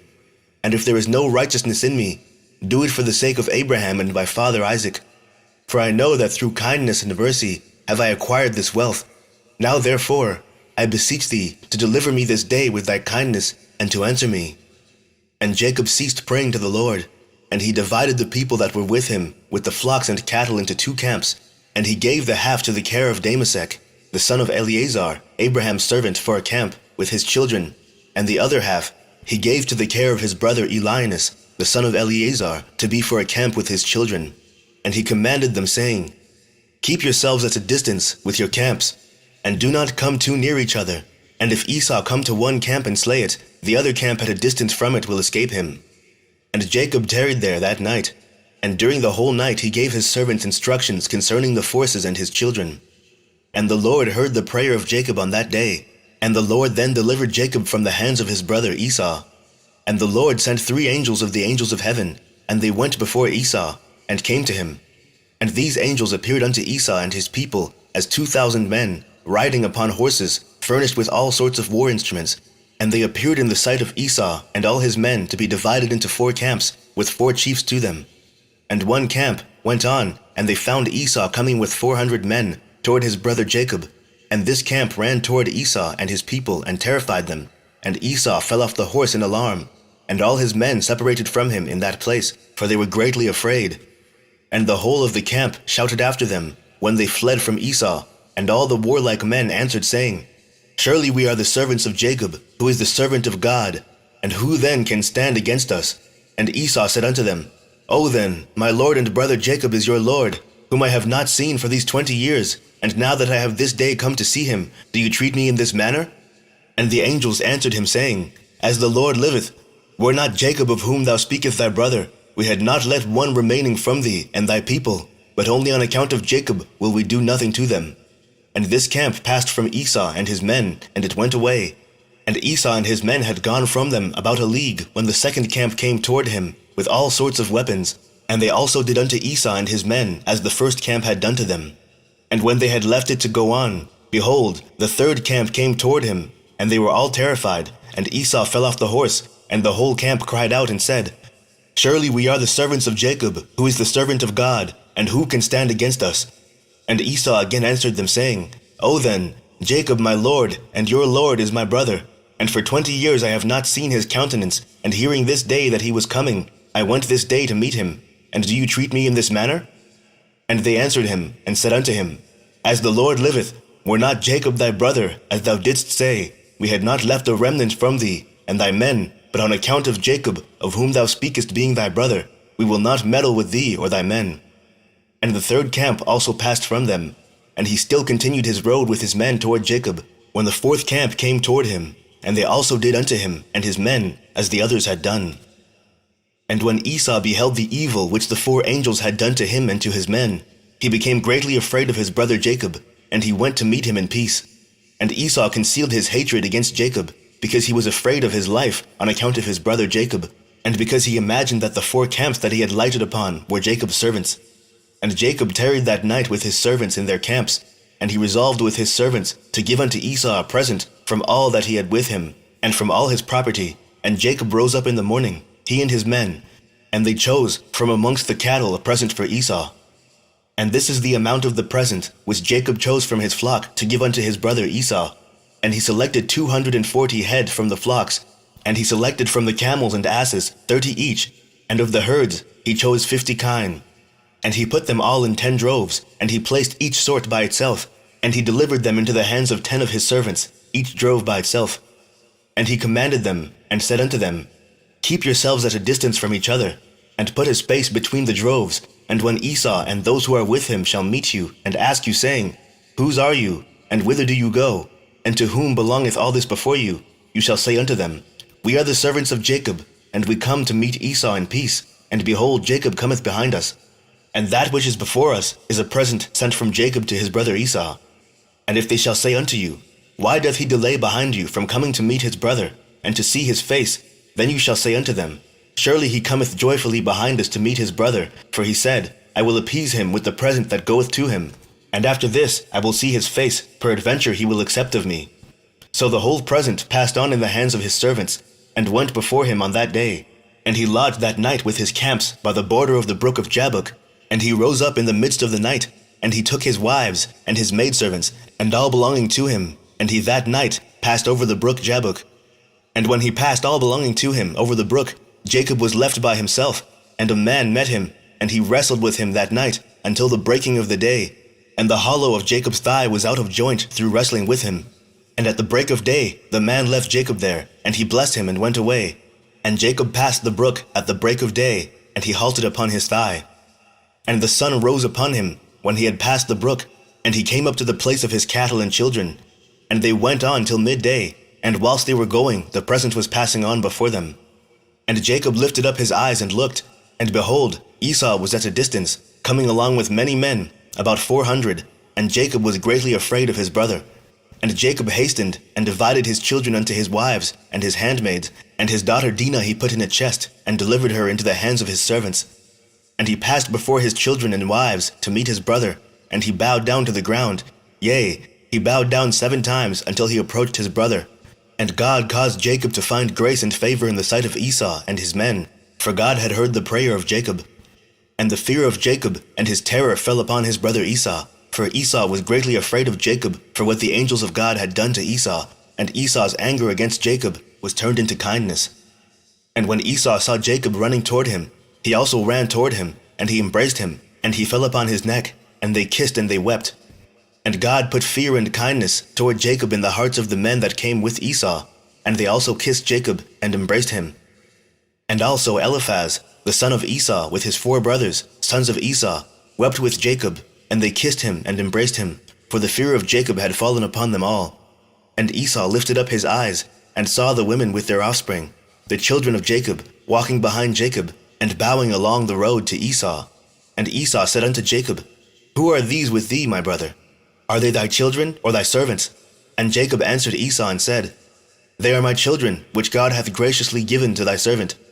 And whilst Jacob was speaking to Esau and his men, Esau beheld the whole camp, and he said unto Jacob, Whence didst thou get the whole of the camp that I met yesternight? And Jacob said, To find favor in the sight of my Lord, it is that which God graciously gave to thy servant. And the present came before Esau, and Jacob pressed Esau, saying, Take, I pray thee, the present that I have brought to my Lord. And Esau said, Wherefore is this my purpose? Keep that which thou hast unto thyself. And Jacob said, It is incumbent upon me to give all this, since I have seen thy face, that thou still livest in peace. And Esau refused to take the present, and Jacob said unto him, I beseech thee, my Lord, if now I have found favor in thy sight, then receive my present at my hand, for I have therefore seen thy face, as though I had seen a godlike face, because thou wast pleased with me. And Esau took the present, and Jacob also gave unto Esau silver and gold, and bdellium, for he pressed him so much that he took them. And Esau divided the cattle that were in the camp, and he gave the half to the men who had come with him, for they had come on hire, and the other half he delivered unto the hands of his children. And the silver and gold and bdellium he gave in the hands of Eliphaz his eldest son. And Esau said unto Jacob, Let us remain with thee, and we will go slowly along with thee, until thou comest to my place with me, that we may dwell there together. And Jacob answered his brother and said, I would do as my Lord speaketh unto me, but my Lord knoweth that the children are tender, and the flocks and herds with their young who are with me. But go slowly, for if they went swiftly, they would all die, for thou knowest their burdens and their fatigue. Therefore, let my Lord pass on before his servant, and I will go on slowly for the sake of the children and the flock, until I come to my Lord's place to Seir. And Esau said unto Jacob, I will place with thee some of the people that are with me, to take care of thee in the road, and to bear thy fatigue and burden. And he said, What needeth it, my Lord, if I may find grace in thy sight? Behold, I will come unto thee to Seir, to dwell there together, as thou hast spoken. Go thou then with thy people, for I will follow thee. And Jacob said this to Esau, in order to remove Esau and his men from him, so that Jacob might afterward go to his father's house to the land of Canaan. And Esau hearkened to the voice of Jacob, and Esau returned with the 400 men that were with him, on their road to Seir. And Jacob, and all belonging to him, went that day as far as the extremity of the land of Canaan in its borders, and he remained there some time. Chapter 33. And in some time after Jacob went away from the borders of the land, and he came to the land of Shalem, that is the city of Shechem, which is in the land of Canaan, and he rested in front of the city. And he bought a parcel of the field which was there, from the children of Hamor, the people of the land, for 5 shekels. And Jacob there built himself a house, and he pitched his tent there, and he made booths for his cattle. Therefore he called the name of that place Succoth. And Jacob remained in Succoth 1 year and 6 months. At that time, some of the women of the inhabitants of the land went to the city of Shechem, to dance and rejoice with the daughters of the people of the city. And when they went forth, then Rachel and Leah, the wives of Jacob with their families, also went to behold the rejoicing of the daughters of the city. And Dinah, the daughter of Jacob, also went along with them, and saw the daughters of the city, and they remained there before these daughters, whilst all the people of the city were standing by them to behold their rejoicings, and all the great people of the city were there. And Shechem, the son of Hamor, the prince of the land, was also standing there to see them. And Shechem beheld Dinah, the daughter of Jacob, sitting with her mother before the daughters of the city. And the damsel pleased him greatly, and he there asked his friends and his people, saying, Whose daughter is that sitting amongst the women, whom I do not know in this city? And they said unto him, Surely this is the daughter of Jacob, the son of Isaac, the Hebrew, who has dwelt in this city for some time. And when it was reported that the daughters of the land were going forth to rejoice, she went with her mother and maidservants to sit amongst them, as thou seest. And Shechem beheld Dinah, the daughter of Jacob, and when he looked at her, his soul became fixed upon Dinah. And he sent and had her taken by force. And Dinah came to the house of Shechem, and he seized her forcibly, and lay with her and humbled her. And he loved her exceedingly, and placed her in his house. And they came and told the thing unto Jacob, And when Jacob heard that Shechem had defiled his daughter Dinah, Jacob sent 12 of his servants to fetch Dinah from the house of Shechem. And they went and came to the house of Shechem to take away Dinah from there. And when they came, Shechem went out to them with his men and drove them from his house, and he would not suffer them to come before Dinah. But Shechem was sitting with Dinah, kissing and embracing her before their eyes. And the servants of Jacob came back and told him, saying, When we came, he and his men drove us away. And thus did Shechem do unto Dinah before our eyes. And Jacob knew moreover that Shechem had defiled his daughter, but he said nothing, and his sons were feeding his cattle in the field, and Jacob remained silent till their return. And before his sons came home, Jacob sent 2 maidens from his servants' daughters to take care of Dinah in the house of Shechem, and to remain with her. And Shechem sent 3 of his friends to his father Hamor, the son of Chedekam, the son of Pered, saying, Get me this damsel for a wife.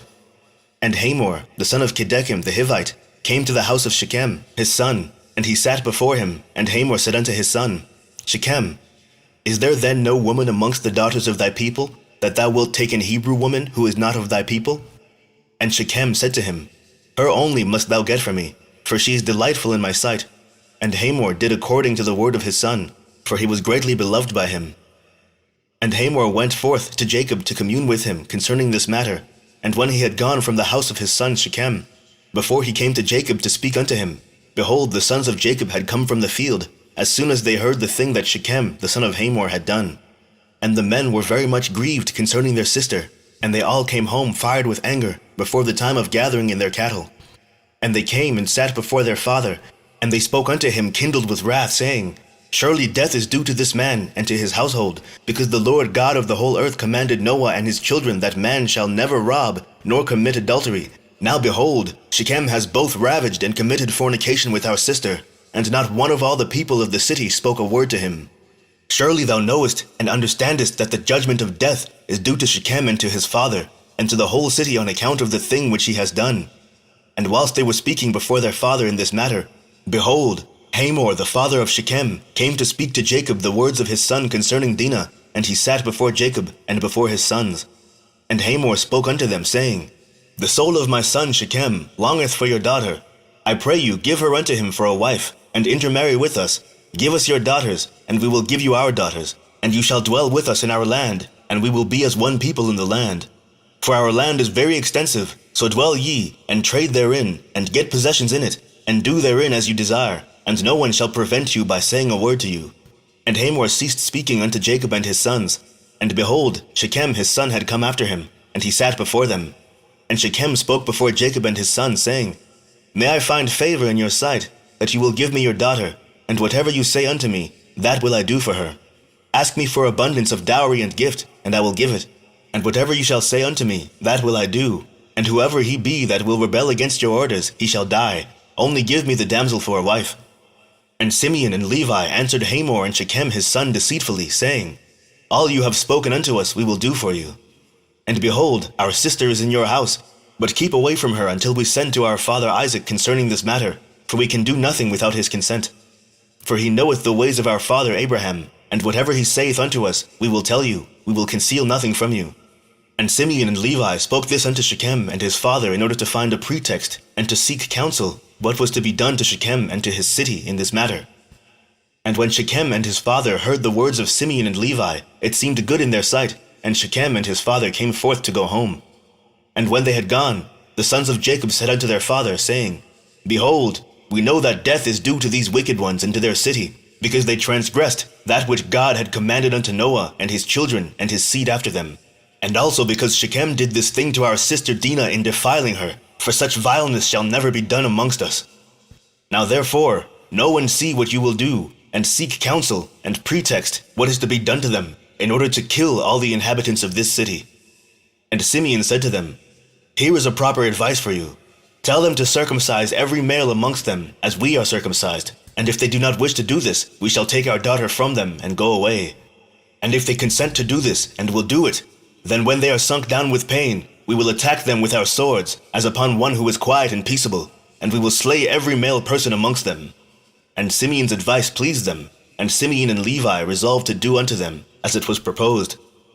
And on the next morning, Shechem and Hamor his father came again unto Jacob and his sons, to speak concerning Dinah, and to hear what answer the sons of Jacob would give to their words. And the sons of Jacob spoke deceitfully to them, saying, We told our father Isaac all your words, and your words pleased him. But he spoke unto us, saying, Thus did Abraham and his father command him from God, the Lord of the whole earth, that any man who is not of his descendants, that should wish to take one of his daughters, shall cause every male belonging to him to be circumcised, as we are circumcised, and then we may give him our daughter for a wife. Now we have made known to you all our ways that our father spoke unto us. For we cannot do this of which you spoke unto us, to give our daughter to an uncircumcised man, for it is a disgrace to us. But herein we will consent to you, to give you our daughter, and we will also take unto ourselves your daughters, and will dwell amongst you, and be one people as you have spoken, if you will hearken to us, and consent to be like us, to circumcise every male belonging to you, as we are circumcised. And if you will not hearken unto us, to have every male circumcised, as we are circumcised, as we have commanded, then we will come to you, and take our daughter from you, and go away. And Shechem and his father Hamor heard the words of the sons of Jacob, and the thing pleased them exceedingly. And Shechem and his father Hamor hastened to do the wishes of the sons of Jacob, for Shechem was very fond of Dinah, and his soul was riveted to her. And Shechem and his father Hamor hastened to the gate of the city, and they assembled all the men of their city, and spoke unto them the words of the sons of Jacob, saying, We came to these men, the sons of Jacob, and we spoke unto them concerning their daughter, and these men will consent to do according to our wishes, and behold, our land is of great extent for them, and they will dwell in it, and trade in it, and we shall be one people. We will take their daughters, and our daughters we will give unto them for wives. But only on this condition will these men consent to do this thing, that every male amongst us be circumcised, as they are circumcised, as their God commanded them. And when we shall have done according to their instructions to be circumcised, then will they dwell amongst us, together with their cattle and possessions, and we shall be as one people with them. And when all the men of the city heard the words of Shechem and his father Hamor, then all the men of the city were agreeable to this proposal, and they obeyed to be circumcised, for Shechem and his father Hamor were greatly esteemed by them, being the princes of the land.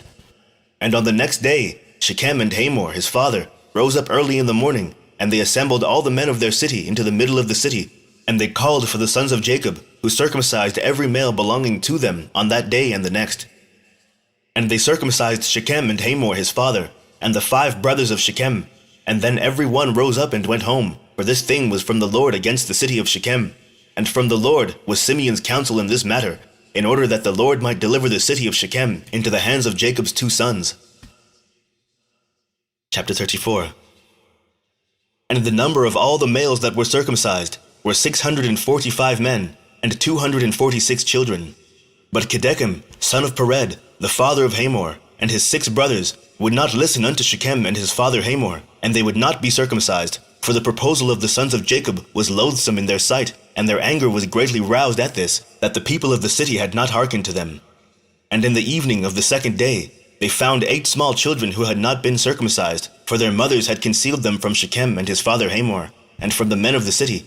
And Shechem and his father Hamor sent to have them brought before them to be circumcised, when Kedechem and his 6 brothers sprang at them with their swords, and sought to slay them. And they sought to slay also Shechem and his father Hamor, and they sought to slay Dinah with them on account of this matter. And they said unto them, What is this thing that you have done? Are there no women amongst the daughters of your brethren the Canaanites, that you wish to take unto yourselves daughters of the Hebrews, whom ye knew not before, and will do this act which your fathers never commanded you? Do you imagine that you will succeed through this act which you have done? And what will you answer in this affair to your brethren the Canaanites, who will come tomorrow and ask you concerning this thing? And if your act shall not appear just and good in their sight, what will you do for your lives, and me for our lives, in your not having hearkened to our voices? And if the inhabitants of the land and all your brethren, the children of Ham, shall hear of your act, saying, On account of a Hebrew woman did Shechem and Hamor his father, and all the inhabitants of their city, do that which they had been unacquainted, and which their ancestors never commanded them, where then will you fly, or where conceal your shame all your days before your brethren, the inhabitants of the land of Canaan? Now therefore, we cannot bear up against this thing which you have done, neither can we be burdened with this yoke upon us, which our ancestors did not command us. Behold, tomorrow we will go and assemble all our brethren, the Canaanitish brethren who dwell in the land, and we will all come and smite you, and all those who trust in you, that there shall not be a remnant left from you or them. And when Hamor and his son Shechem and all the people of the city heard the words of Kedechem and his brothers, they were terribly afraid of their lives at their words, and they repented of what they had done. And Shechem and his father Hamor answered their father Chedekim and his brethren, and they said unto them, All the words which you spoke unto us are true. Now do not say, nor imagine in your hearts that on account of the love of the Hebrews we did this thing, that our ancestors did not command us. But because we saw that it was not their intention and desire to accede to our wishes concerning their daughter as to our taking her, except on this condition, so we hearkened to their voices, and did this act which you saw, in order to obtain our desire from them.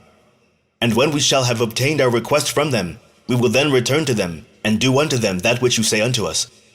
We beseech you then to wait and tarry until our flesh be healed, and we again become strong, and we will then go together against them, and do unto them that which is in your hearts and in ours.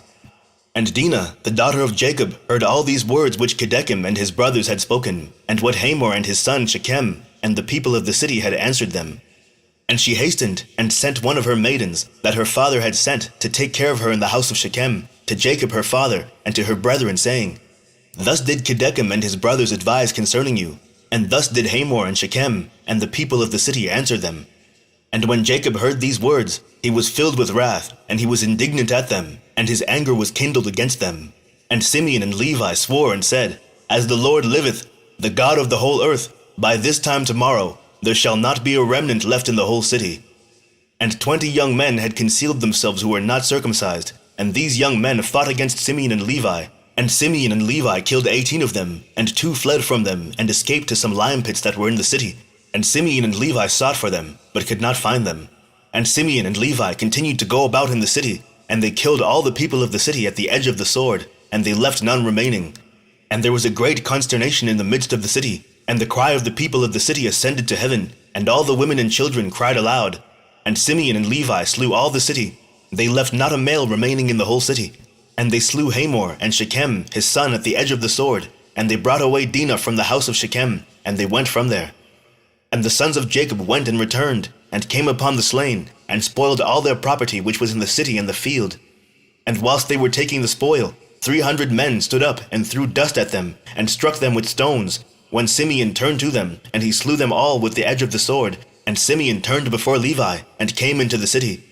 And they took away their sheep, and their oxen, and their cattle, and also the remainder of the women and little ones. And they led all these away, and they opened a gate, and went out, and came unto their father Jacob with vigor. And when Jacob saw all that they had done to the city, and saw the spoil that they took from them, Jacob was very angry at them. And Jacob said unto them, What is this that you have done to me? Behold, I obtained rest among the Canaanitish inhabitants of the land, and none of them meddled with me. And now you have done to make me obnoxious to the inhabitants of the land, amongst the Canaanites and the Perizzites, and I am but of a small number, and they will all assemble against me, and slay me when they hear of your work with their brethren, and I and my household will be destroyed. And Simeon and Levi, and all their brothers with them, answered their father Jacob, and said unto him, Behold, we live in the land, and shall Shechem do this to our sister? Why art thou silent at all that Shechem has done? And shall he deal with our sister as with a harlot in the streets? And the number of women whom Simeon and Levi took captives from the city of Shechem, whom they did not slay, was 85, who had not known man. And amongst them was a young damsel of beautiful appearance, and well-favored, whose name was Bunah, and Simeon took her for a wife. And the number of the males which they took captives and did not slay was 47 men, and the rest they slew. And all the young men and women that Simeon and Levi had taken captives from the city of Shechem were servants to the sons of Jacob and to their children after them, until the day of the sons of Jacob going forth from the land of Egypt. And when Simeon and Levi had gone forth from the city, the 2 young men that were left, who had concealed themselves in the city, and did not die amongst the people of the city, rose up, and these young men went into the city, and walked about in it, and found the city desolate without man, and only women weeping. And these young men cried out and said, Behold, this is the evil which the sons of Jacob the Hebrew did to this city, in their having this day destroyed one of the Canaanitish cities, and were not afraid of their lives, of all the land of Canaan. And these men left the city, and went to the city of Tapnach. And they came there, and told the inhabitants of Tapnach all that had befallen them, and all that the sons of Jacob had done to the city of Shechem. And the information reached Jashub, king of Tapnach, and he sent men to the city of Shechem to see those young men, for the king did not believe them in this account, saying, How could 2 men lay waste such a large town as Shechem? And the messengers of Jashub came back and told him, saying, We came unto the city, and it is destroyed. There is not a man there, only weeping women. neither is any flock or cattle there, for all that was in the city the sons of Jacob took away. And Jasher wondered at this, saying, How could 2 men do this thing, to destroy so large a city, and not 1 man able to stand against them? For the like has not been from the days of Nimrod, and not even from the remotest time has the like taken place. And Jasher, king of Tapnach, said to his people, Be courageous, and we will go and fight against these Hebrews, and do unto them as they did unto the city, and we will avenge the cause of the people of the city. And Jasher, king of Tapnach, consulted with his counselors about this matter, and his advisers said unto him, Alone thou wilt not prevail over the Hebrews, for they must be powerful to do this work to the whole city. If 2 of them laid waste to the whole city, and no one stood against them, surely if thou wilt go against them, they will all arise against us, and destroy us likewise. But if thou wilt send to all the kings that surround us, and let them come together, then we will go with them, and fight against the sons of Jacob. Then wilt thou prevail against them.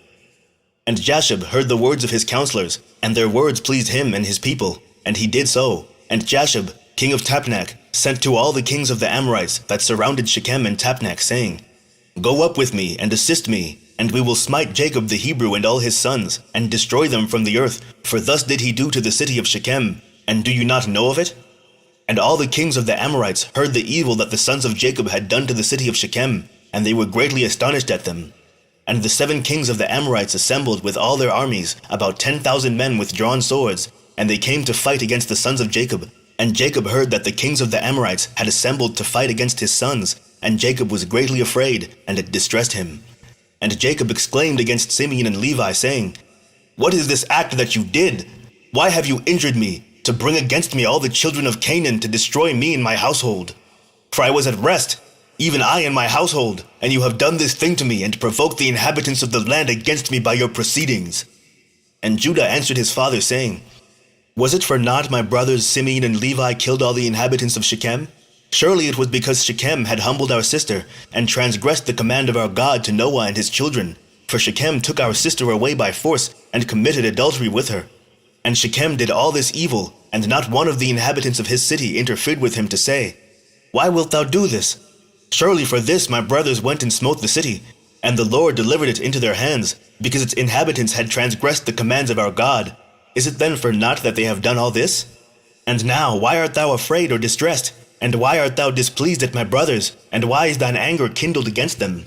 Surely our God, who delivered into their hand the city of Shechem and its people, he will also deliver into our hands all the Canaanitish kings who are coming against us, and we will do unto them as my brothers did unto Shechem. Now be tranquil about them, and cast away thy fears, but trust in the Lord our God, and pray unto him to assist us, and deliver our enemies into our hands. And Judah called to one of his father's servants, Go now, and see where those kings who are coming against us are situated with their armies. And the servant went and looked far off, and went up opposite Mount Sion, and saw all the camps of the kings standing in the fields, and he returned to Judah and said, Behold, the kings are situated in the field with all their camps, a people exceedingly numerous, like unto the sand upon the seashore. And Judah said unto Simeon and Levi, and to all his brothers, Strengthen yourselves, and be sons of valor, for the Lord our God is with us. Do not fear them.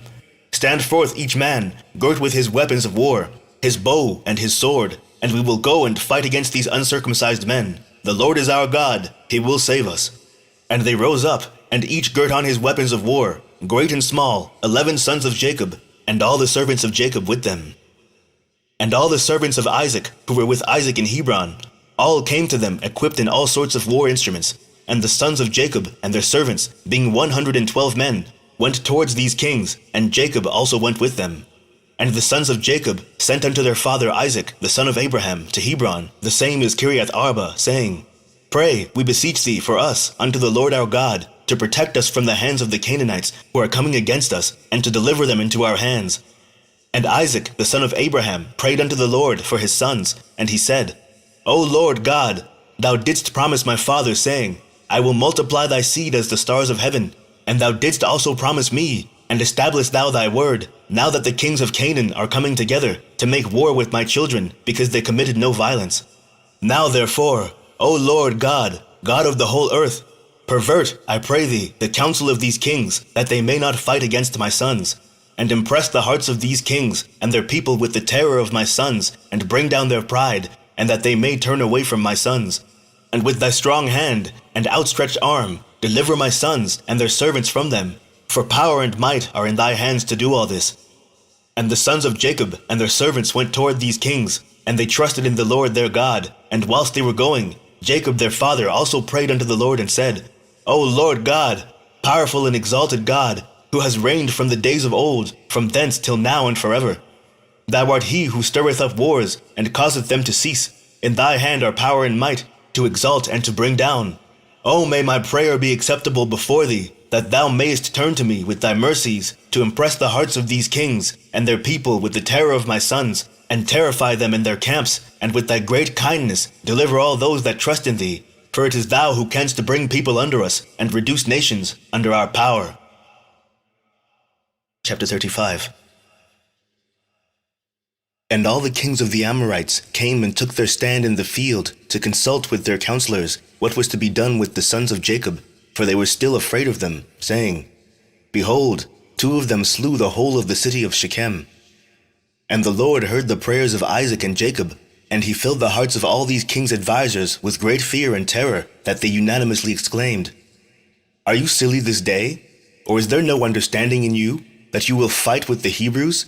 And why will you take a delight in your own destruction this day? Behold, 2 of them came to the city of Shechem without fear or terror, and they killed all the inhabitants of the city, that no man stood up against them.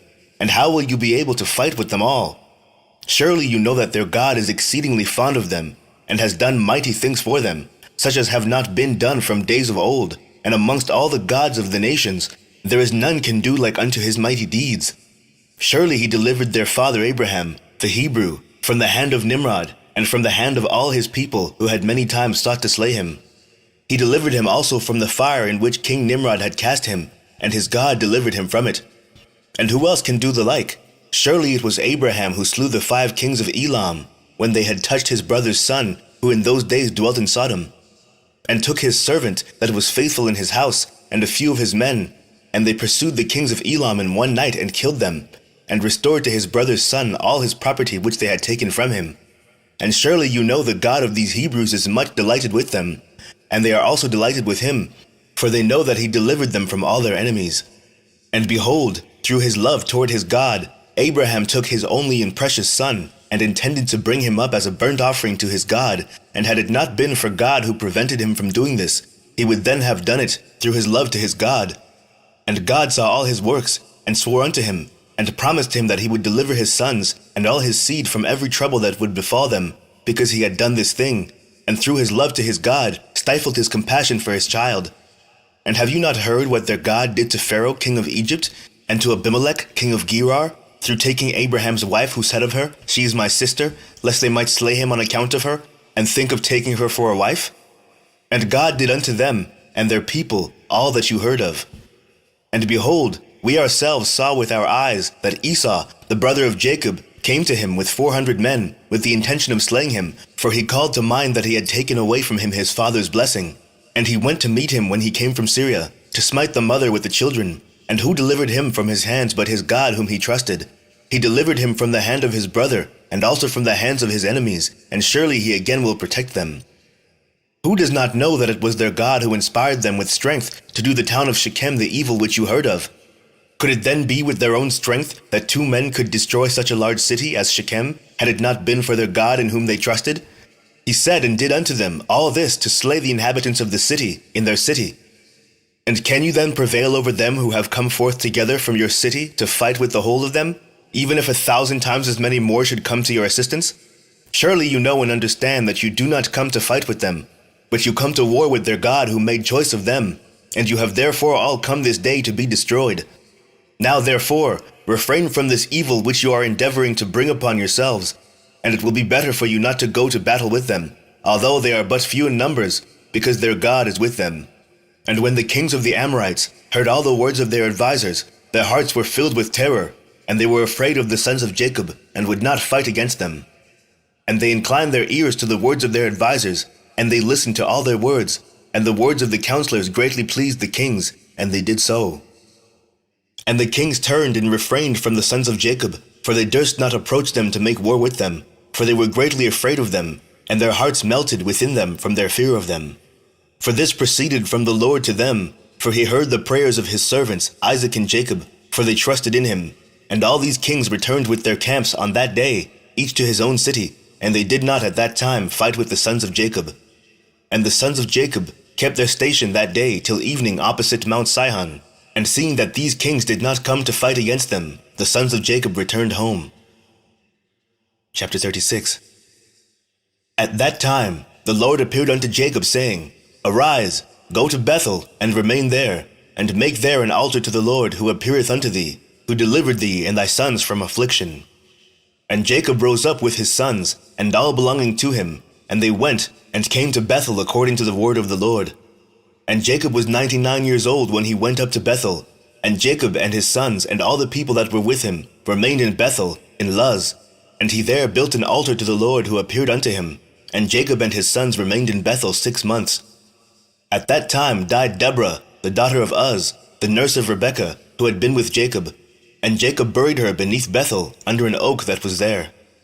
And Rebekah, the daughter of Bethuel, the mother of Jacob, also died at that time in Hebron, the same as Kiriath Arba, and she was buried in the cave of Machpelah, which Abraham had bought from the children of Heth.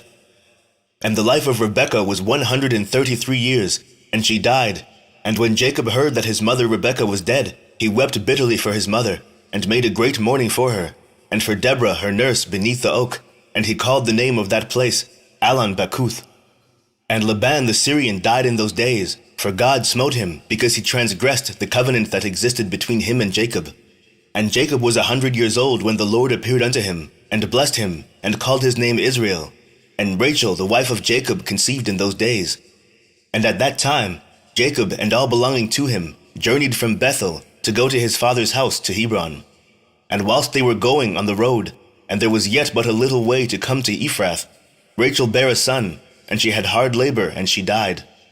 And Jacob buried her in the way to Ephrath, which is Bethlehem, and he set a pillar upon her grave, which is there unto this day. And the days of Rachel were 45 years, and she died. And Jacob called the name of his son that was born to him, which Rachel bare unto him, Benjamin, for he was born to him in the land on the right hand. And it was after the death of Rachel that Jacob pitched his tent in the tent of her handmaid Bilhah. And Reuben was jealous for his mother Leah on account of this, and he was filled with anger. And he rose up in anger and went and entered the tent of Bilhah, and he thence removed his father's bed. At that time the portion of birthright, together with the kingly and priestly offices, was removed from the sons of Reuben, for he had profaned his father's bed, and the birthright was given unto Joseph, the kingly office to Judah, and the priesthood unto Levi, because Reuben had defiled his father's bed. And these are the generations of Jacob, who were born to him in Padan Aram. The sons of Jacob were 12. The sons of Leah were Reuben, the firstborn, and Simeon, Levi, Judah, Issachar, Zebulun, and their sister Dinah. And the sons of Rachel were Joseph and Benjamin. The sons of Zilpah, Leah's handmaid, were Gad and Asher. And the sons of Bilhah, Rachel's handmaid, were Dan and Naphtali. These are the sons of Jacob, which were born to him in Padan Aram. And Jacob and his sons, and all belonging to him, journeyed and came to Mamre, which is Kiriath Arba, that is in Hebron, where Abraham and Isaac sojourned. And Jacob with his sons, and all belonging to him, dwelt with his father in Hebron. And his brother Esau and his sons, and all belonging to him, went to the land of Seir, and dwelt there, and had possessions in the land of Seir. And the children of Esau were fruitful and multiplied exceedingly in the land of Seir. And these are the generations of Esau that were born to him in the land of Canaan. And the sons of Esau were 5. And Adah bare to Esau his firstborn, Eliphaz. And she also bare to him Ruel. And Ahlibamah bare to him Jush, Ya'alam, and Korah. These are the children of Esau who were born to him in the land of Canaan. And the sons of Eliphaz, the son of Esau, were Teman, Omar, Zepho, Gatam, Kenaz, and Amalek. And the sons of Ruel were Nakath, Zerach, Shammah, and Mizah. And the sons of Jush were Timnah, Alva, Jeheth. And the sons of Ya'alam were Allah, Phinor, and Kenaz. And the sons of Korah were Teman, Mibzar, Magdiel, and Eram. These are the families of the sons of Esau, according to their dukedoms in the land of Seir. And these are the names of the sons of Seir the Horite, inhabitants of the land of Seir: Lotan, Shobal, Zibeon, Anah, Dishan, Ezer, and Dishon, being 7 sons. And the children of Lotan were Hori, Haman, and their sister Timnah, that is Timnah who came to Jacob and his sons, and they would not give ear to her. And she went and became a concubine to Eliphaz, the son of Esau, and she bare to him Amalek. And the sons of Shobal were Alvan, Manahath, Ebal, Shepho, and Onam. And the sons of Zibeon were Ajah and Anah. That was that Anah who found the Yemim in the wilderness when he fed the asses of Zibeon his father. And whilst he was feeding his father's asses, he led them to the wilderness at different times to feed them. And there was a day that he brought them to one of the deserts on the seashore, opposite the wilderness of the people. And whilst he was feeding them, behold, a very heavy storm came from the other side of the sea, and rested upon the asses that were feeding there, and they all stood still.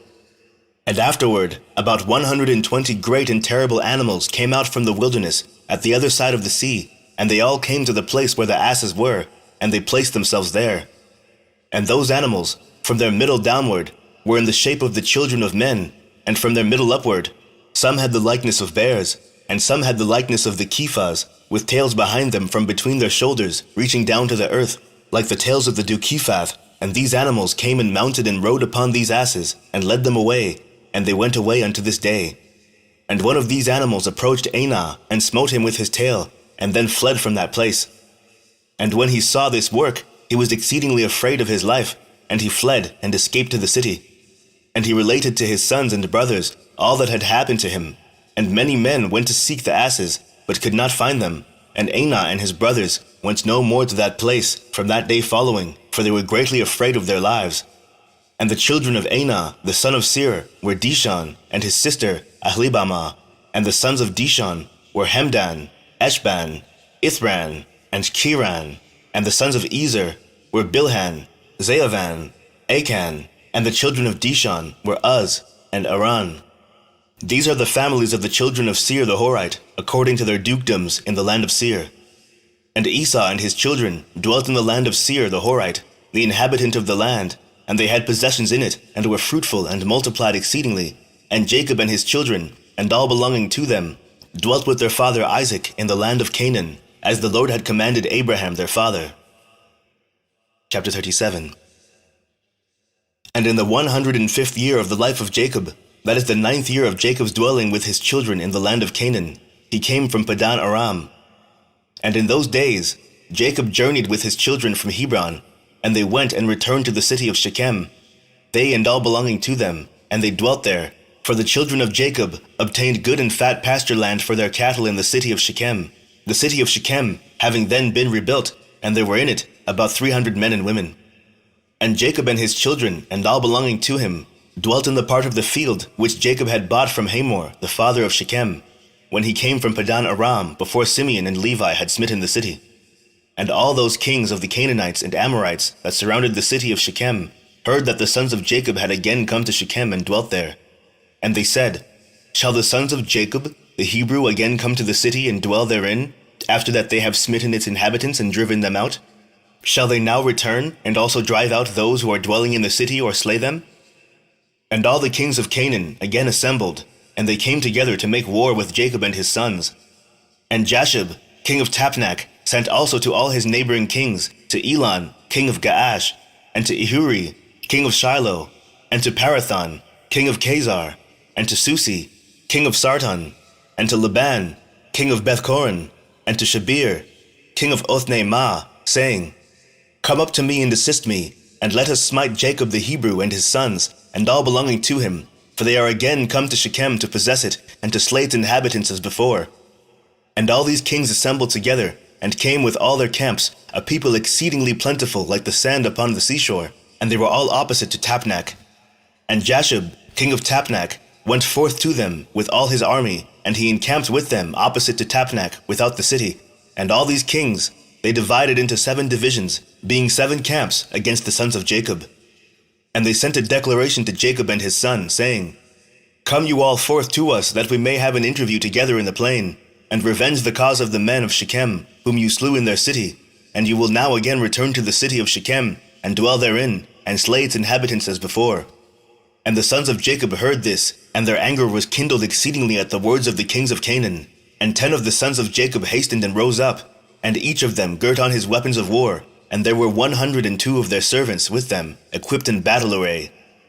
And all these men, the sons of Jacob, with their servants, went toward these kings, and Jacob their father was with them, and they all stood upon the heap of Shechem.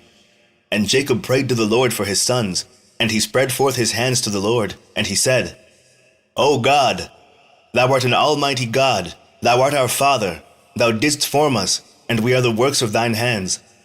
I pray thee, deliver my sons through thy mercy from the hand of their enemies, who are this day coming to fight with them, and save them from their hand. For in thy hand is power and might, to save the few from the many. And give unto my sons thy servants strength of heart, and might to fight with their enemies, to subdue them, and make their enemies fall before them. And let not my sons and their servants die through the hands of the children of Canaan. But if it seemeth good in thine eyes to take away the lives of my sons and their servants, take them in thy great mercy through the hands of thy ministers, that they may not perish this day by the hands of the kings of the Amorites. And when Jacob ceased praying to the Lord, the earth shook from its place, and the sun darkened, and all these kings were terrified, and a great consternation seized them. And the Lord hearkened to the prayer of Jacob, and the Lord impressed the hearts of all the kings and their hosts with the terror and awe of the sons of Jacob. For the Lord caused them to hear the voice of chariots, and the voice of mighty horses from the sons of Jacob, and the voice of a great many army accompanying them. And these kings were seized with great terror at the sons of Jacob, and whilst they were standing in their quarters, behold, the sons of Jacob advanced upon them, with 112 men, with a great and tremendous shouting. And when the kings saw the sons of Jacob advancing toward them, they were still more panic-struck, and they were inclined to retreat from before the sons of Jacob as at first, and not to fight with them. But they did not retreat, saying, It would be a disgrace to us, thus twice to retreat from before the Hebrews. And the sons of Jacob came near, and advanced against all these kings and their armies, and they saw, and behold, it was a very mighty people, numerous as the sand of the sea. And the sons of Jacob called unto the Lord and said, Help us, O Lord, help us, and answer us, for we trust in thee, and let us not die by the hands of these uncircumcised men, who this day have come against us. And the sons of Jacob girt on their weapons of war, and they took in their hands each man his shield and his javelin, and they approached to battle. And Judah, the son of Jacob, ran first before his brethren, and 10 of his servants with him, and he went toward these kings. And Jashub, king of Tapnach, also came forth first with his army before Judah, and Judah saw Jashub and his army coming toward him. And Judah's wrath was kindled, and his anger burned within him, and he approached to battle, in which Judah ventured his life. And Jashub and all his army were advancing toward Judah, and he was riding upon a very strong and powerful horse. And Jashub was a very valiant man, and covered with iron and brass from head to foot. And whilst he was upon the horse, he shot arrows with both hands from before and behind, as was his manner in all his battles, and he never missed the place to which he aimed his arrows. And when Jashub came to fight with Judah, and was darting many arrows against Judah, the Lord bound the hand of Jashub, and all the arrows that he shot rebounded upon his own men. And notwithstanding this, Jashub kept advancing toward Judah, to challenge him with the arrows, but the distance between them was about 30 cubits, and when Judah saw Jashub darting forth his arrows against him, he ran to him with his wrath-excited might. And Judah took up a large stone from the ground, and its weight was 60 shekels. And Judah ran toward Jashub, and with the stone struck him on his shield, that Jashub was stunned with the blow, and fell off from his horse to the ground. And the shield burst asunder out of the hand of Jashub, and through the force of the blow sprang to the distance of about 15 cubits, and the shield fell before the second camp. And the kings that came with Jashub saw at a distance the strength of Judah, the son of Jacob, and what he had done to Jashub, and they were terribly afraid of Judah. And they assembled near Jashub's camp, seeing his confusion. And Judah drew his sword, and smote 42 men of the camp of Jashub, and the whole of Jashub's camp fled before Judah, and no man stood against him. And they left Jashub, and fled from him, and Jashub was still prostrate upon the ground. And Jashub, seeing that all the men of his camp had fled from him, hastened and rose up with terror against Judah, and stood upon his legs opposite Judah. And Jashub had a single combat with Judah, placing shield toward shield, and Jashub's men all fled, for they were greatly afraid of Judah. And Jashub took his spear in his hand to strike Judah upon his head, but Judah had quickly placed his shield to his head against Jashub's spear, so that the shield of Judah received the blow from Jashub's spear, and the shield was split in two. And when Judah saw that his shield was split, he hastily drew his sword, and smote Jashub at his ankles, and cut off his feet, that Jashub fell upon the ground, and the spear fell from his hand. And Judah hastily picked up Jashub's spear, with which he severed his head, and cast it next to his feet. And when the sons of Jacob saw what Judah had done to Jashub, they all ran into the ranks of the other kings, and the sons of Jacob fought with the army of Jashub, and the armies of all the kings that were there. And the sons of Jacob caused 15,000 of their men to fall, and they smote them as if smiting at gourds, and the rest fled for their lives. And Judah was still standing by the body of Jashub, and stripped Jashub of his coat of mail. And Judah also took off the iron and brass that was about Jashub, and behold, 9 men of the captains of Jashub came along to fight against Judah. And Judah hastened and took up a stone from the ground, and with it smote one of them upon the head, and his skull was fractured, and the body also fell from the horse to the ground. And the 8 captains that remained, seeing the strength of Judah, were greatly afraid, and they fled. And Judah with his 10 men pursued them, and they overtook them, and slew them. And the sons of Jacob were still smiting the armies of the kings, and they slew many of them. But those kings daringly kept their stand with their captains, and did not retreat from their places, and they exclaimed against those of their armies that fled from before the sons of Jacob. But none would listen to them, for they were afraid of their lives, lest they should die. And all the sons of Jacob, after having smitten the armies of the kings, returned and came before Judah. And Judah was still slaying the 8 captains of Jashub, and stripping off their garments. And Levi saw Elon, king of Gaash, advancing toward him, with his 14 captains to smite him, but Levi did not know it for certain. And Elon with his captains approached nearer, and Levi looked back, and saw that battle was given him in the rear. And Levi ran with 12 of his servants, and they went and slew Elon and his captains with the edge of the sword. Chapter 38. And Ehuri, king of Shiloh, came up to assist Elon, and he approached Jacob, when Jacob drew his bow that was in his hand, and with an arrow struck Ehuri, which caused his death. And when Ehuri, king of Shiloh, was dead, the 4 remaining kings fled from their station with the rest of the captains, and they endeavored to retreat, saying, "We have no more strength with the Hebrews after their having killed the 3 kings and their captains, who were more powerful than we are." And when the sons of Jacob saw that the remaining kings had removed from their station, they pursued them, and Jacob also came from the heap of Shechem, with the place where he was standing, and they went after the kings, and they approached them with their servants.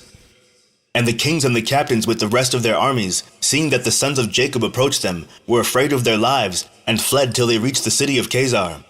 And the sons of Jacob pursued them to the gate of the city of Chazar, and they smote a great smiting amongst the kings and their armies, about 4,000 men. And whilst they were smiting the army of the kings, Jacob was occupied with his bow, confining himself to smiting the kings, and he slew them all. And he slew Parathon, king of Chazar, at the gate of the city of Chazar. And he afterwards smote Susi, king of Sarton, and Laban, king of Bethchorin, and Shabir, king of Machnamah, and he slew them all with arrows, an arrow to each of them, and they died. And the sons of Jacob, seeing that all the kings were dead, and they were broken up and retreating, continued to carry on the battle with the armies of the kings opposite the gate of Chazar, and they still smote about 400 of their men. And 3 men of the servants of Jacob fell in that battle, and when Judah saw that 3 of his servants had died, it grieved him greatly, and his anger burned within him against the Amorites. And all the men that remained of the armies of the kings were greatly afraid of their lives, and they ran and broke the gate of the walls of the city of Chazar, and they all entered the city for safety. And they concealed themselves in the midst of the city of Chazar, for the city of Chazar was very large and extensive. And when all these armies had entered the city, the sons of Jacob ran after them to the city. And 4 mighty men, experienced in battle, went forth from the city, and stood against the entrance of the city, with drawn swords and spears in their hands, and they placed themselves opposite the sons of Jacob, and would not suffer them to enter the city. And Naphtali ran and came between them with his sword, and smote 2 of them, and cut off their heads at one stroke. And he turned to the other 2, and behold, they had fled, and he pursued them, overtook them, smote them, and slew them. And the sons of Jacob came to the city and saw, and behold, there was another wall to the city. And they sought for the gate of the wall, and could not find it. And Judah sprang upon the top of the wall, and Simeon and Levi followed him, and they all 3 descended from the wall into the city. And Simeon and Levi slew all the men who ran for safety into the city, and also all the inhabitants of the city with their wives and little ones, they slew with the edge of the sword. And the cries of the city ascended up to heaven. And Dan and Naphtali sprang upon the wall to see what caused the noise of lamentation, for the sons of Jacob felt anxious about their brothers. And they heard the inhabitants of the city speaking with weeping and supplications, saying, "Take all that we possess in the city, and go away, only do not put us to death." And when Judah, Simeon, and Levi had ceased smiting the inhabitants of the city, they ascended the wall, and called to Dan and Naphtali, who were upon the wall, and to the rest of their brothers. And Simeon and Levi informed them of the entrance into the city, and all the sons of Jacob came to fetch the spoil. And the sons of Jacob took the spoil of the city of Kezar, the flocks and herds, and the property, and they took all that could be captured, and went away that day from the city. And on the next day the sons of Jacob went to Sarton, for they heard that the men of Sarton, who had remained in the city, were assembling to fight with them for having slain their king. And Sarton was a very high and fortified city, and it had a deep rampart surrounding the city. And the pillar of the rampart was about 50 cubits, and its breadth 40 cubits, and there was no place for a man to enter the city on account of the rampart. And the sons of Jacob saw the rampart of the city, and they sought an entrance in it, but could not find it. For the entrance to the city was at the rear, and every man that wished to come into the city came by that road, and went around the whole city, and he afterwards entered the city. And the sons of Jacob, seeing that they could not find the way into the city, their anger was kindled greatly, and the inhabitants of the city, seeing that the sons of Jacob were coming to them, were greatly afraid of them, for they had heard of their strength and what they had done to Kezar. And the inhabitants of the city of Sarton could not go out toward the sons of Jacob, after having assembled in the city to fight against them, lest they might thereby get into the city. But when they saw that they were coming toward them, they were greatly afraid of them, for they had heard of their strength and what they had done to Kezar. So the inhabitants of Sarton speedily took away the bridge of the road of the city from its place before the sons of Jacob came, and they brought it into the city. And the sons of Jacob came and sought the way into the city, and could not find it. And the inhabitants of the city went up to the top of the wall, and saw, and behold, the sons of Jacob were seeking an entrance into the city. And the inhabitants of the city reproached the sons of Jacob from the top of the wall, and they cursed them.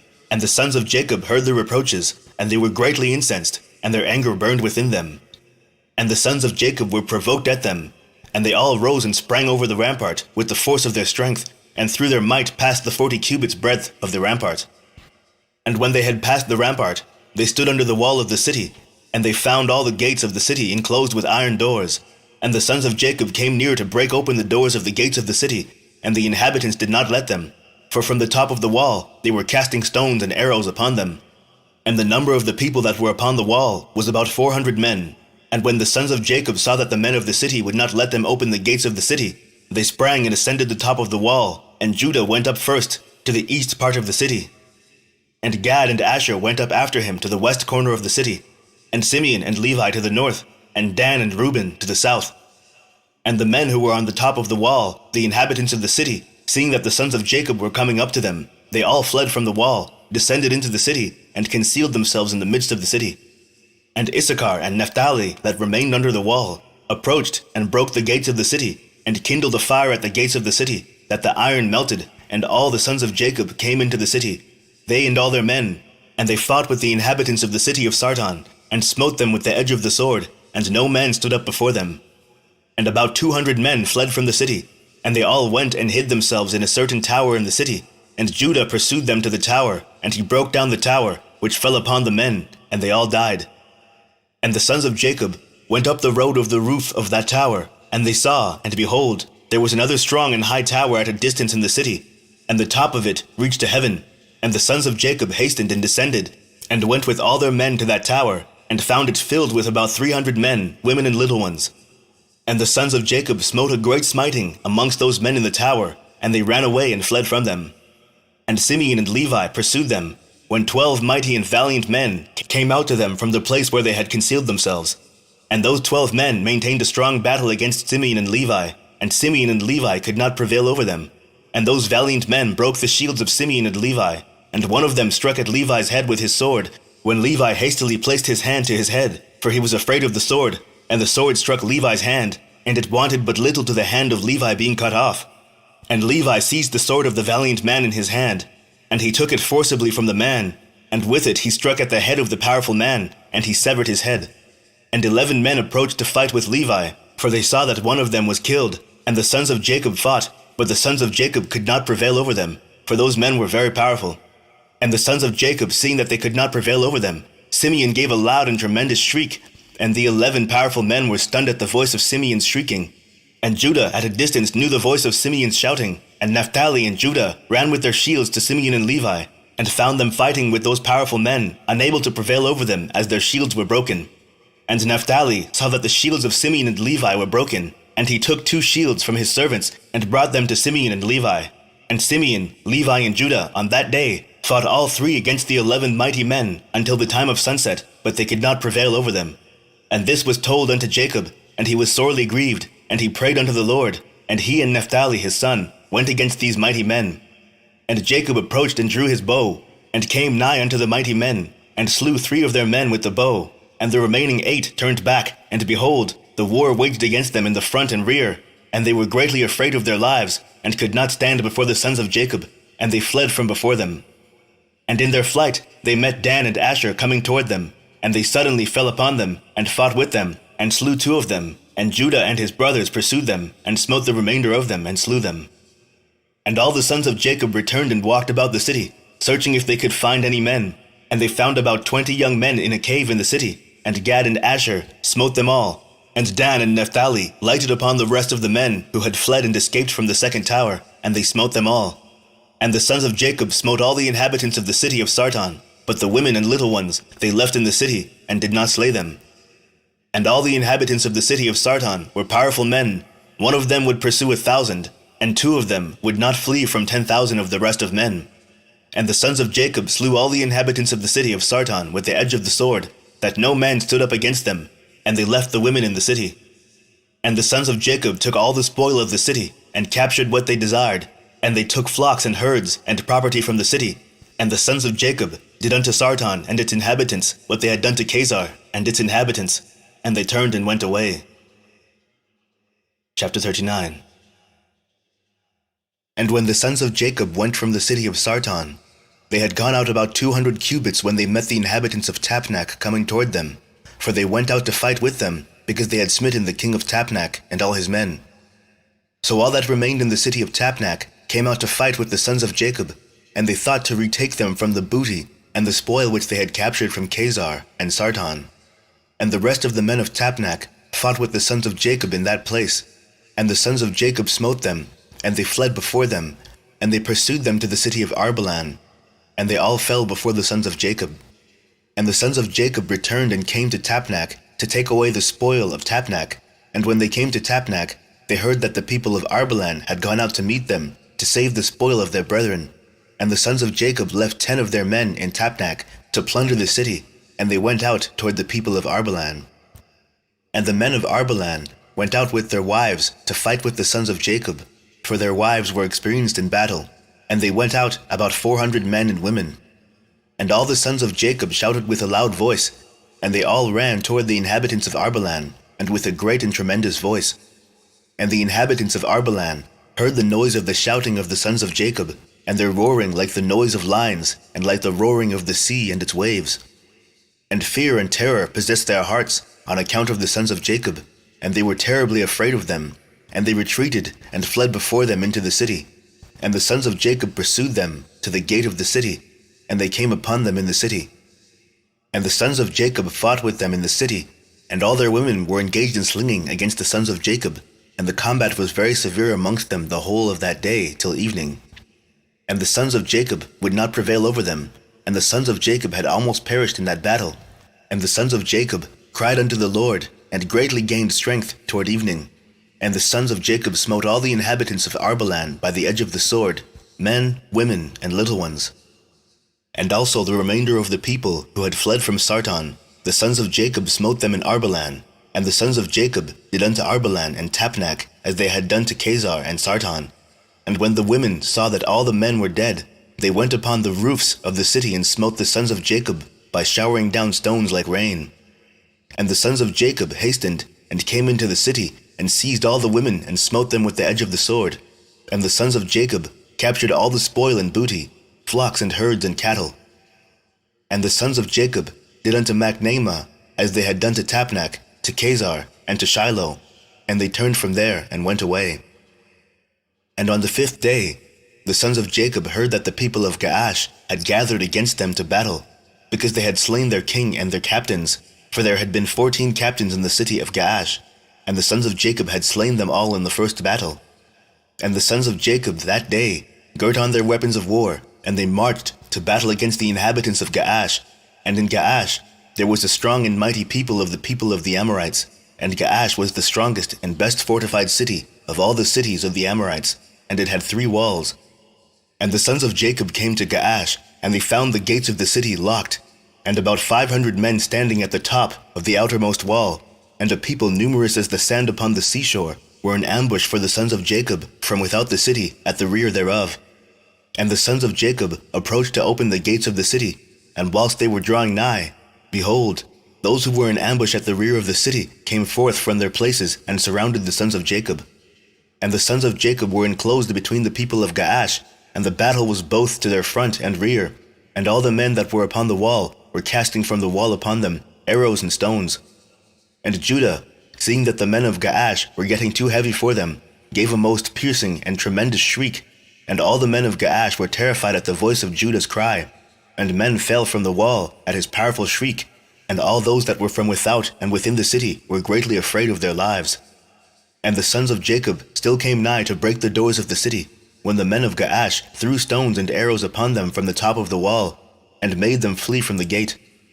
And the sons of Jacob returned against the men of Gaash who were with them from without the city, and they smote them terribly, as striking against gourds, and they could not stand against the sons of Jacob, for fright and terror had seized them at the shriek of Judah.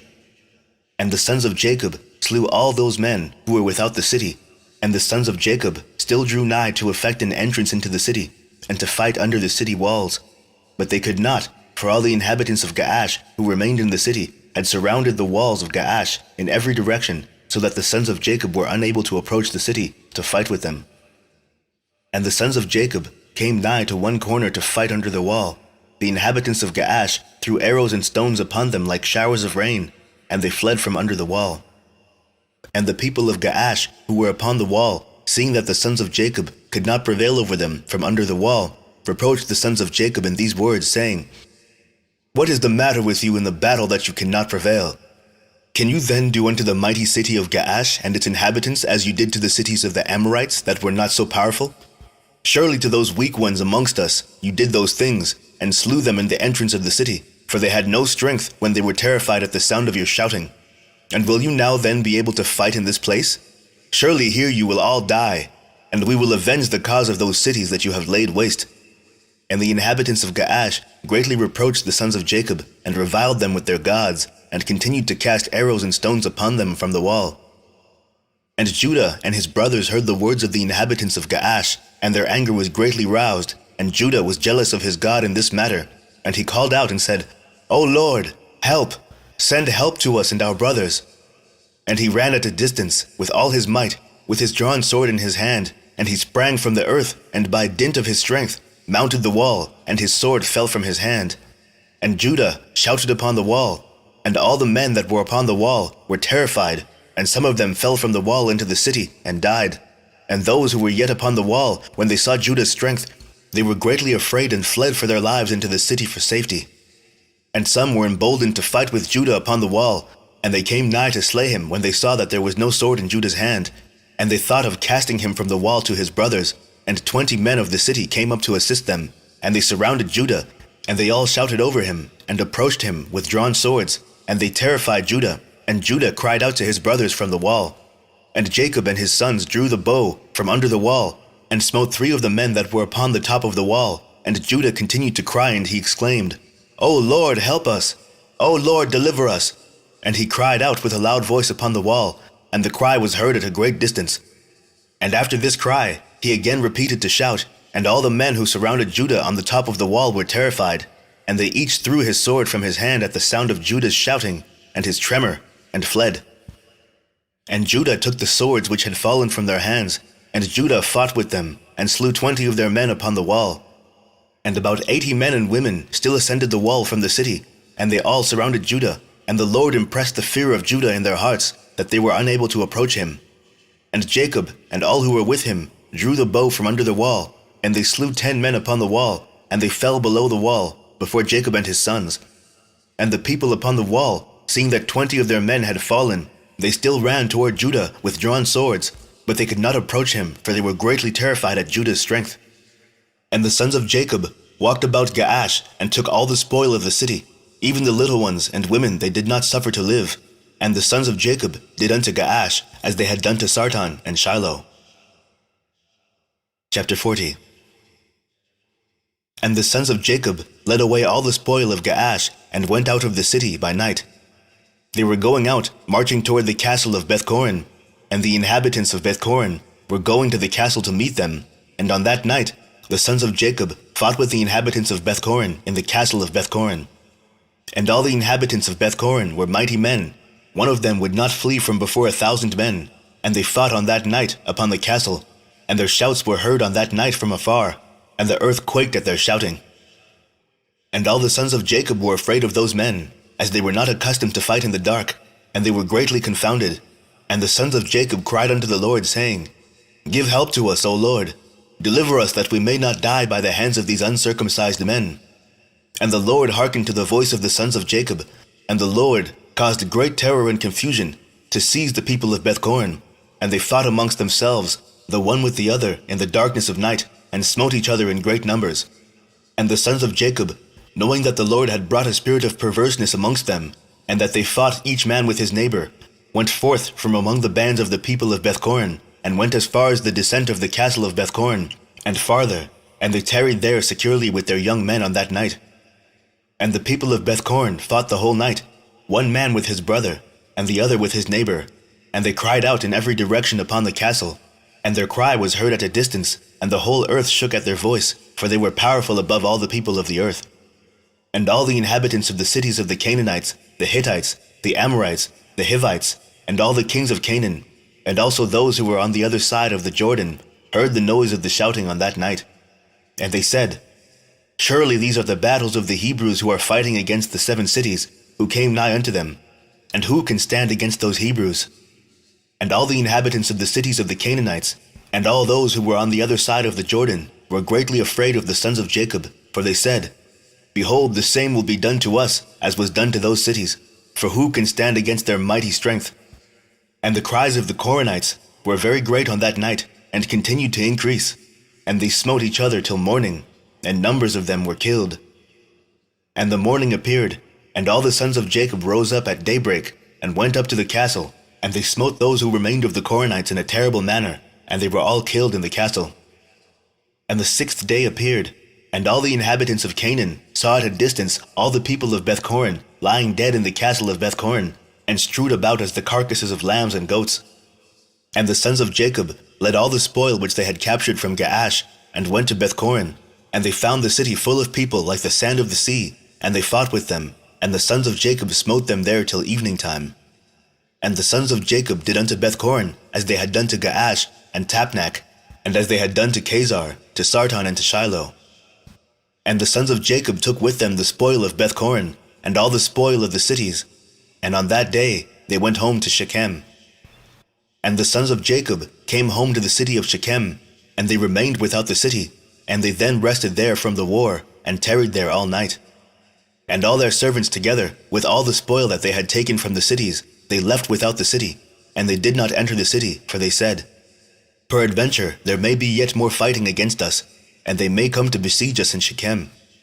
And Jacob and his sons and their servants remained on that night, and the next day, in the portion of the field which Jacob had purchased from Hamor for 5 shekels, and all that they had captured was with them. And all the booty which the sons of Jacob had captured was in the portion of the field, immense as the sand upon the seashore. And the inhabitants of the land observed them from afar, and all the inhabitants of the land were afraid of the sons of Jacob, who had done this thing, for no king from the days of old had ever done the like. And the 7 kings of the Canaanites resolved to make peace with the sons of Jacob, for they were greatly afraid of their lives on account of the sons of Jacob. And on that day, being the 7th day, Japhiah, king of Hebron, sent secretly to the king of Ai, and to the king of Gibeon, and to the king of Shalem, and to the king of Adullam, and to the king of Lachish, and to the king of Chazar, and to all the Canaanitish kings who were under their subjection, saying, Go up with me, and come to me, that we may go to the sons of Jacob, and I will make peace with them, and form a treaty with them, lest all your lands be destroyed by the swords of the sons of Jacob, as they did to Shechem, and to the cities around it, as you have heard and seen. And when you come to me, do not come with many men, but let every king bring his 3 head captains, and every captain bring 3 of his officers. And come all of you to Hebron, and we will go together to the sons of Jacob, and supplicate them, that they shall form a treaty of peace with us. And all those kings did as the king of Hebron had sent to them, for they were all under his counsel and command. And all the kings of Canaan assembled to go to the sons of Jacob to make peace with them. And the sons of Jacob returned, and went to the portion of the field that was in Shechem, for they did not put confidence in the kings of the land. And the sons of Jacob returned and remained in the portion of the field 10 days, and no one came to make war with them. And when the sons of Jacob saw that there was no appearance of war, they all assembled and went to the city of Shechem, and the sons of Jacob remained in Shechem. And at the expiration of 40 days, all the kings of the Amorites assembled from all their places, and came to Hebron, to Jephthah, king of Hebron. And the number of kings that came to Hebron to make peace with the sons of Jacob was 21 kings, and the number of captains that came with them was 69, and their men were 189. And all these kings and their men rested by Mount Hebron. And the king of Hebron went out with his 3 captains and 9 men, and these kings resolved to go to the sons of Jacob to make peace. And they said unto the king of Hebron, Go thou before us with thy men, and speak for us unto the sons of Jacob, and we will come after thee to confirm thy words. And the king of Hebron did so. And the sons of Jacob heard that all the kings of Canaan had gathered together and rested in Hebron. And the sons of Jacob sent 4 of their servants as spies, saying, Go and spy these kings, and search and examine their men, whether they are few or many, and if they are but few in number, number them all, and come back. And the sons of Jacob went secretly to these kings, and did as the sons of Jacob had commanded them. And on that day they came back to the sons of Jacob, and said unto them, We came unto those kings, and they are but few in number, and we numbered them all, and behold, they were 288 kings and men. And the sons of Jacob said, They are but few in number, therefore we will not all go out to them. And in the morning the sons of Jacob rose up, and chose 62 of their men, and 10 of the sons of Jacob went with them. And they girt on their weapons of war, for they said, They are coming to make war with us, for they knew not that they were coming to make peace with them. And the sons of Jacob went with their servants to the gate of Shechem, toward those kings, and their father Jacob was with them.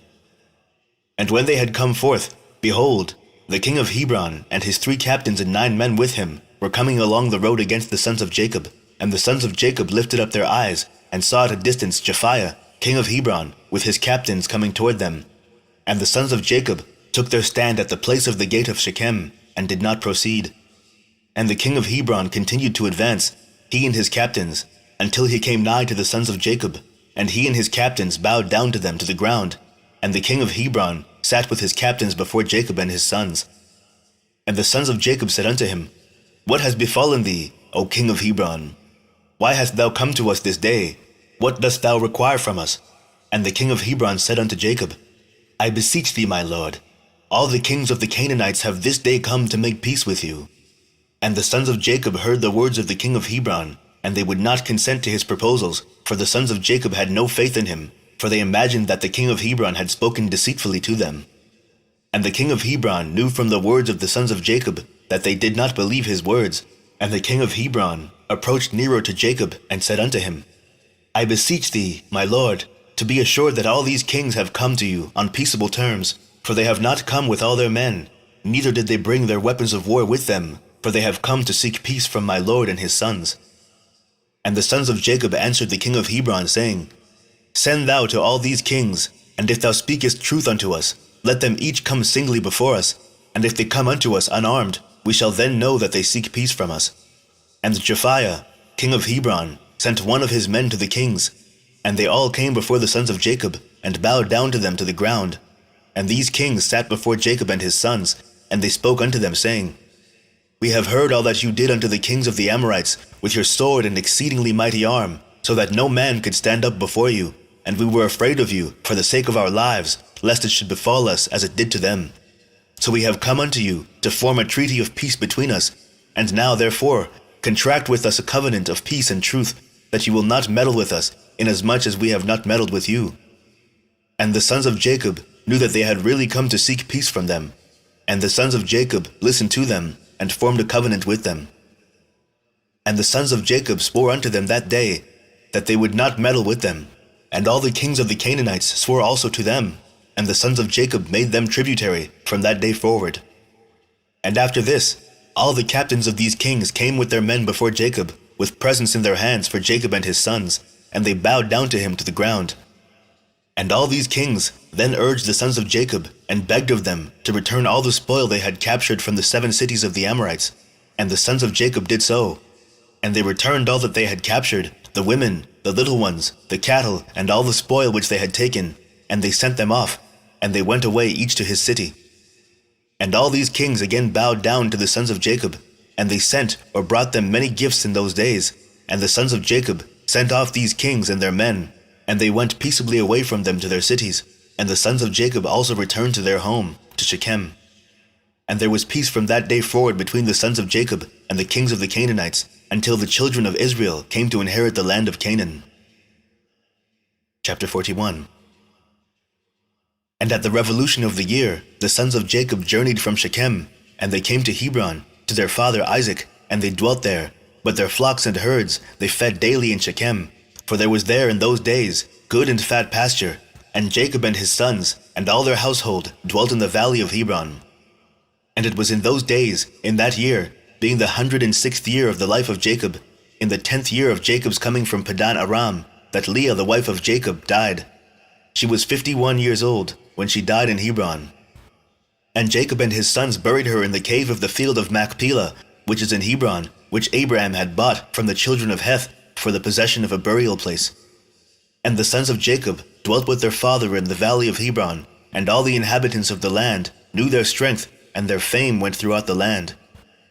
And Joseph, the son of Jacob, and his brother Benjamin, the sons of Rachel, the wife of Jacob, were yet young in those days, and did not go out with their brethren during their battles in all the cities of the Amorites. And when Joseph saw the strength of his brethren and their greatness, he praised them and extolled them, but he ranked himself greater than them, and extolled himself above them. And Jacob his father also loved him more than any of his sons, for he was a son of his old age. And through his love toward him, he made him a coat of many colors. And when Joseph saw that his brother loved him more than his brethren, he continued to exalt himself above his brethren, and he brought unto his father evil reports concerning them. And the sons of Jacob, seeing the whole of Joseph's conduct toward them, and that their father loved him more than any of them, they hated him, and could not speak peaceably to him all the days. And Joseph was 17 years old, and he was still magnifying himself above his brethren, and thought of raising himself above them. At that time he dreamed a dream, and he came unto his brothers, and told them his dream. And he said unto them, I dreamed a dream, and behold, we were all binding sheaves in the field, and my sheaf rose, and it placed itself upon the ground, and your sheaves surrounded it, and bowed down to it. And his brethren answered him and said unto him, What meaneth this dream that thou didst dream? Dost thou imagine in thy heart to reign or rule over us? And he still came, and told the thing to his father Jacob. And Jacob kissed Joseph when he heard these words from his mouth, and Jacob blessed Joseph. And when the sons of Jacob saw that their father had blessed Joseph, and had kissed him, and that he loved him exceedingly, they became jealous of him, and hated him the more.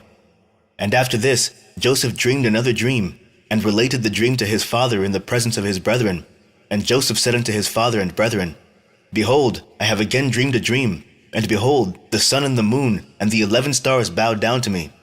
And his father heard the words of Joseph and his dream, and seeing that his brethren hated Joseph on account of this matter, Jacob therefore rebuked Joseph before his brethren on account of this thing, saying, What meaneth this dream which thou hast dreamed, and this magnifying thyself before thy brethren, who are older than thou art? Dost thou imagine in thy heart that I and thy mother and thy 11 brethren will come and bow down to thee, that thou speakest these things? And his brethren were jealous of him on account of his words and dreams, and they continued to hate him. And Jacob reserved the dreams in his heart. And the sons of Jacob went one day to feed their father's flock in Shechem, for they were still herdsmen in those days. And whilst the sons of Jacob were that day feeding in Shechem, they delayed, and the time of gathering in the cattle was past, and they had not arrived. And Jacob saw that his sons were delayed in Shechem, and Jacob said within himself, Peradventure the people of Shechem have risen up to fight against them, therefore they have delayed coming this day. And Jacob called Joseph his son, and commanded him, saying, Behold, thy brethren are feeding in Shechem this day, and behold, they have not yet come back. Go now, therefore, and see where they are, and bring me word back concerning the welfare of thy brethren, and the welfare of the flock. And Jacob sent his son Joseph to the valley of Hebron, and Joseph came for his brothers to Shechem, and could not find them.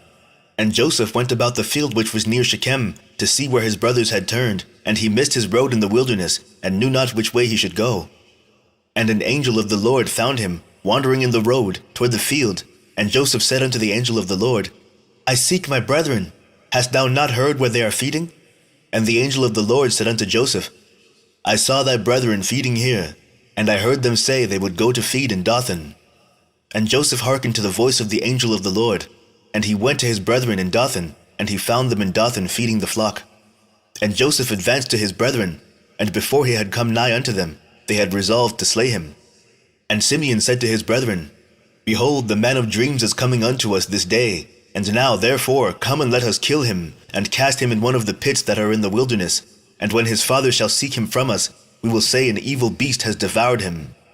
And Reuben heard the words of his brethren concerning Joseph, and he said unto them, You should not do this thing, for how can we look up to our father Jacob, cast him into this pit to die there, but stretch not forth a hand upon him to spill his blood?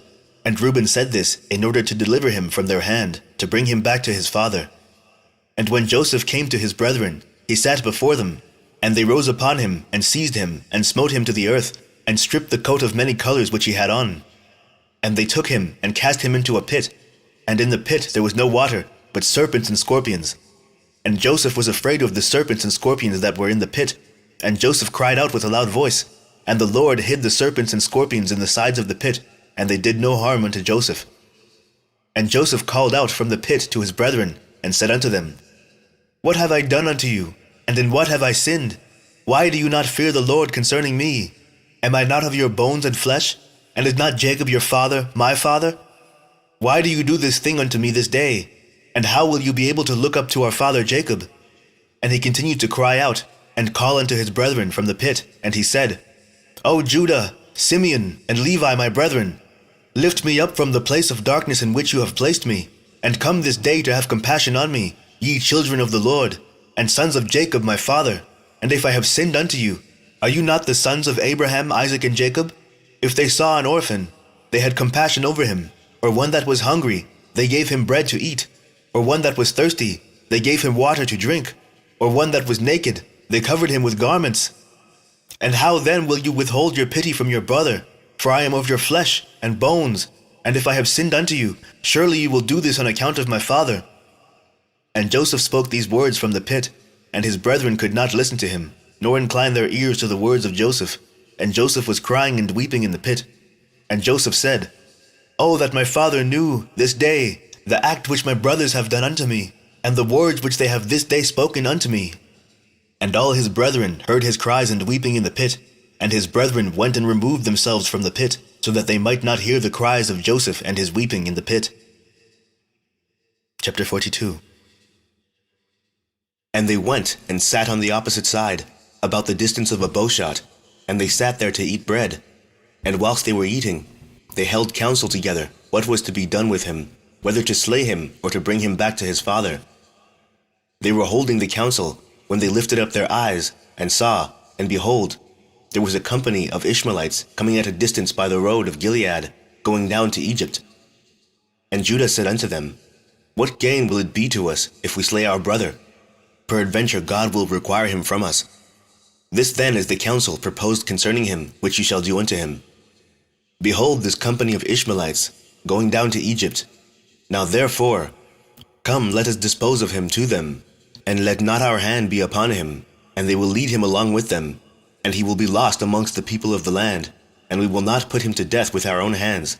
And the proposal pleased his brethren, and they did according to the word of Judah. And whilst they were discoursing about this matter, and before the company of Ishmaelites had come up to them, 7 trading men of Midian passed by them, and as they passed, they were thirsty. And they lifted up their eyes, and saw the pit in which Joseph was immured. And they looked, and behold, every species of bird was upon him. And these Midianites ran to the pit to drink water, for they thought that it contained water. And on coming before the pit, they heard the voice of Joseph crying and weeping in the pit. And they looked down into the pit, and they saw, and behold, there was a youth of comely appearance and well-favored.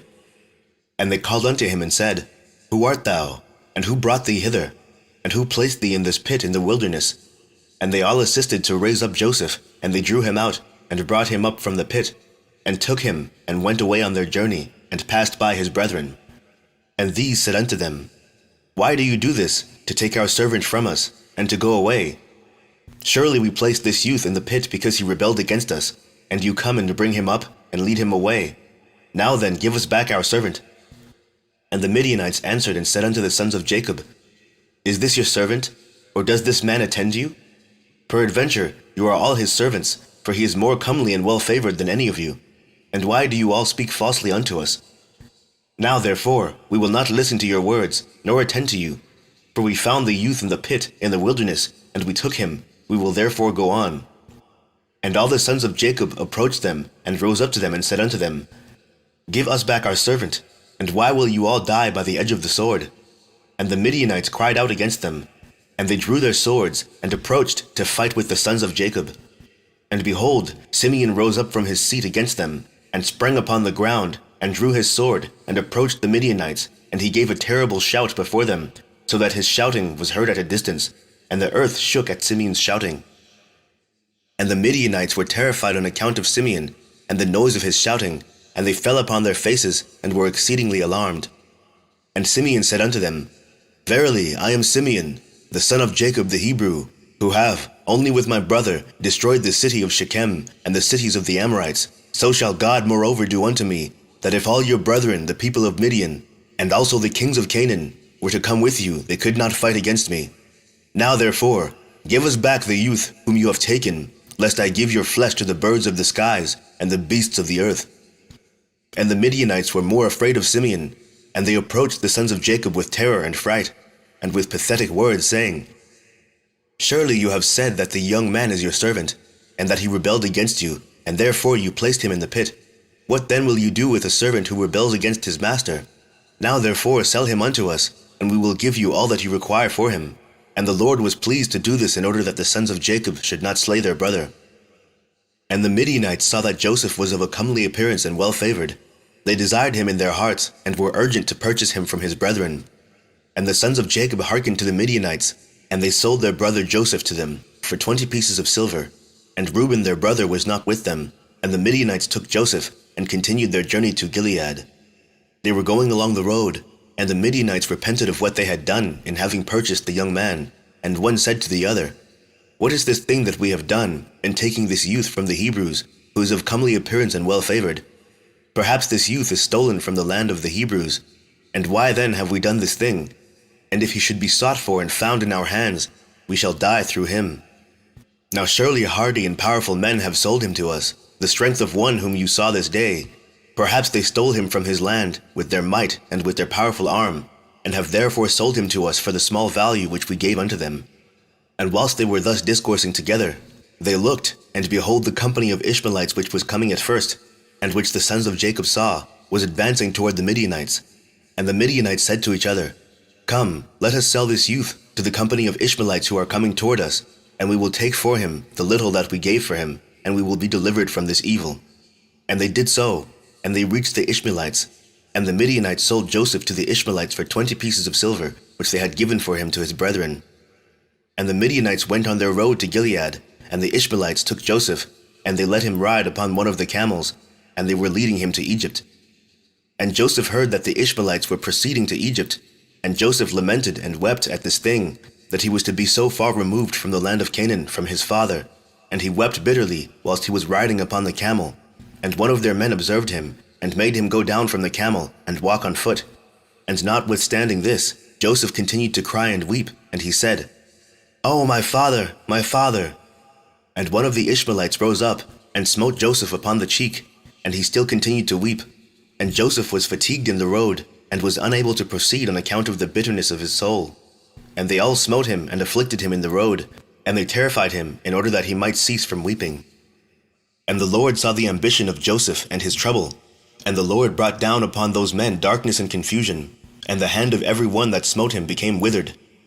And they said to each other, What is this thing that God has done to us in the road? And they knew not that this befell them on account of Joseph. And the men proceeded on the road, and they passed along the road of Ephrath, where Rachel was buried. And Joseph reached his mother's grave, and Joseph hastened and ran to his mother's grave, and fell upon the grave and wept. And Joseph cried aloud upon his mother's grave, and he said, O my mother, my mother! O thou who didst give me birth, awake now, and rise and see thy son, how he has been sold for a slave, and no one to pity him. O rise and see thy son, weep with me on account of my troubles, and see the heart of my brethren. Arouse, my mother, arouse, awake from thy sleep for me, and direct thy battles against my brethren. O how they have stripped me of my coat, and sold me already twice for a slave, and separated me from my father, and there is no one to pity me. Arouse and lay thy cause against them before God, and see whom God will justify in the judgment, and whom he will condemn. Rise, O my mother, rise, awake from thy sleep, and see my father, how his soul is with me this day, and comfort him, and ease his heart. And Joseph continued to speak these words, and Joseph cried aloud, and wept bitterly upon his mother's grave, and he ceased speaking, and from bitterness of heart he became still as a stone upon the grave. And Joseph heard a voice speaking to him from beneath the ground, which answered him with bitterness of heart, and with a voice of weeping and praying in these words, my son Joseph, I have heard the voice of thy weeping, and the voice of thy lamentation. I have seen thy tears, I know thy troubles, my son. And it grieves me for thy sake, and abundant grief is added to my grief. Now therefore, my son, Joseph my son, hope to the Lord, and wait for him, and do not fear, for the Lord is with thee, he will deliver thee from all trouble. Rise, my son, go down unto Egypt with thy masters, and do not fear, for the Lord is with thee, my son. And she continued to speak like unto these words unto Joseph, and she was still. And Joseph heard this, and he wondered greatly at this, and he continued to weep. And after this, one of the Ishmaelites observed him crying and weeping upon the grave, and his anger was kindled against him, and he drove him from there, and he smote him, and cursed him. And Joseph said unto the men, May I find grace in your sight, to take me back to my father's house, and he will give you abundance of riches. And they answered him, saying, Art thou not a slave? And where is thy father? And if thou hadst a father, thou wouldst not already twice have been sold for a slave, for so little value. And their anger was still roused against him, and they continued to smite him, and to chastise him, and Joseph wept bitterly. And the Lord saw Joseph's affliction, and the Lord again smote these men, and chastised them. And the Lord caused darkness to envelop them upon the earth, and the lightning flashed, and the thunder roared, and the earth shook at the voice of the thunder, and of the mighty wind. And the men were terrified, and knew not where they should go. And the beasts and camels stood still, and they led them, but they would not go. They smote them, and they crouched upon the ground. And the men said to each other, What is this that God has done to us? What are our transgressions, and what are our sins that this thing has thus befallen us? And one of them answered and said unto them, Perhaps on account of the sin of afflicting the slave has this thing happened this day to us. Now therefore, implore him strongly to forgive us, and then we shall know on whose account this evil befalleth us. And if God shall have compassion over us, then we shall know that all this cometh to us on account of the sin of afflicting the slave. And the men did so, and they supplicated Joseph, and they pressed him to forgive them, and they said, We have sinned to the Lord and to thee. Now therefore vouchsafe to request of thy God that he shall put away this death from among us, for we have sinned to him.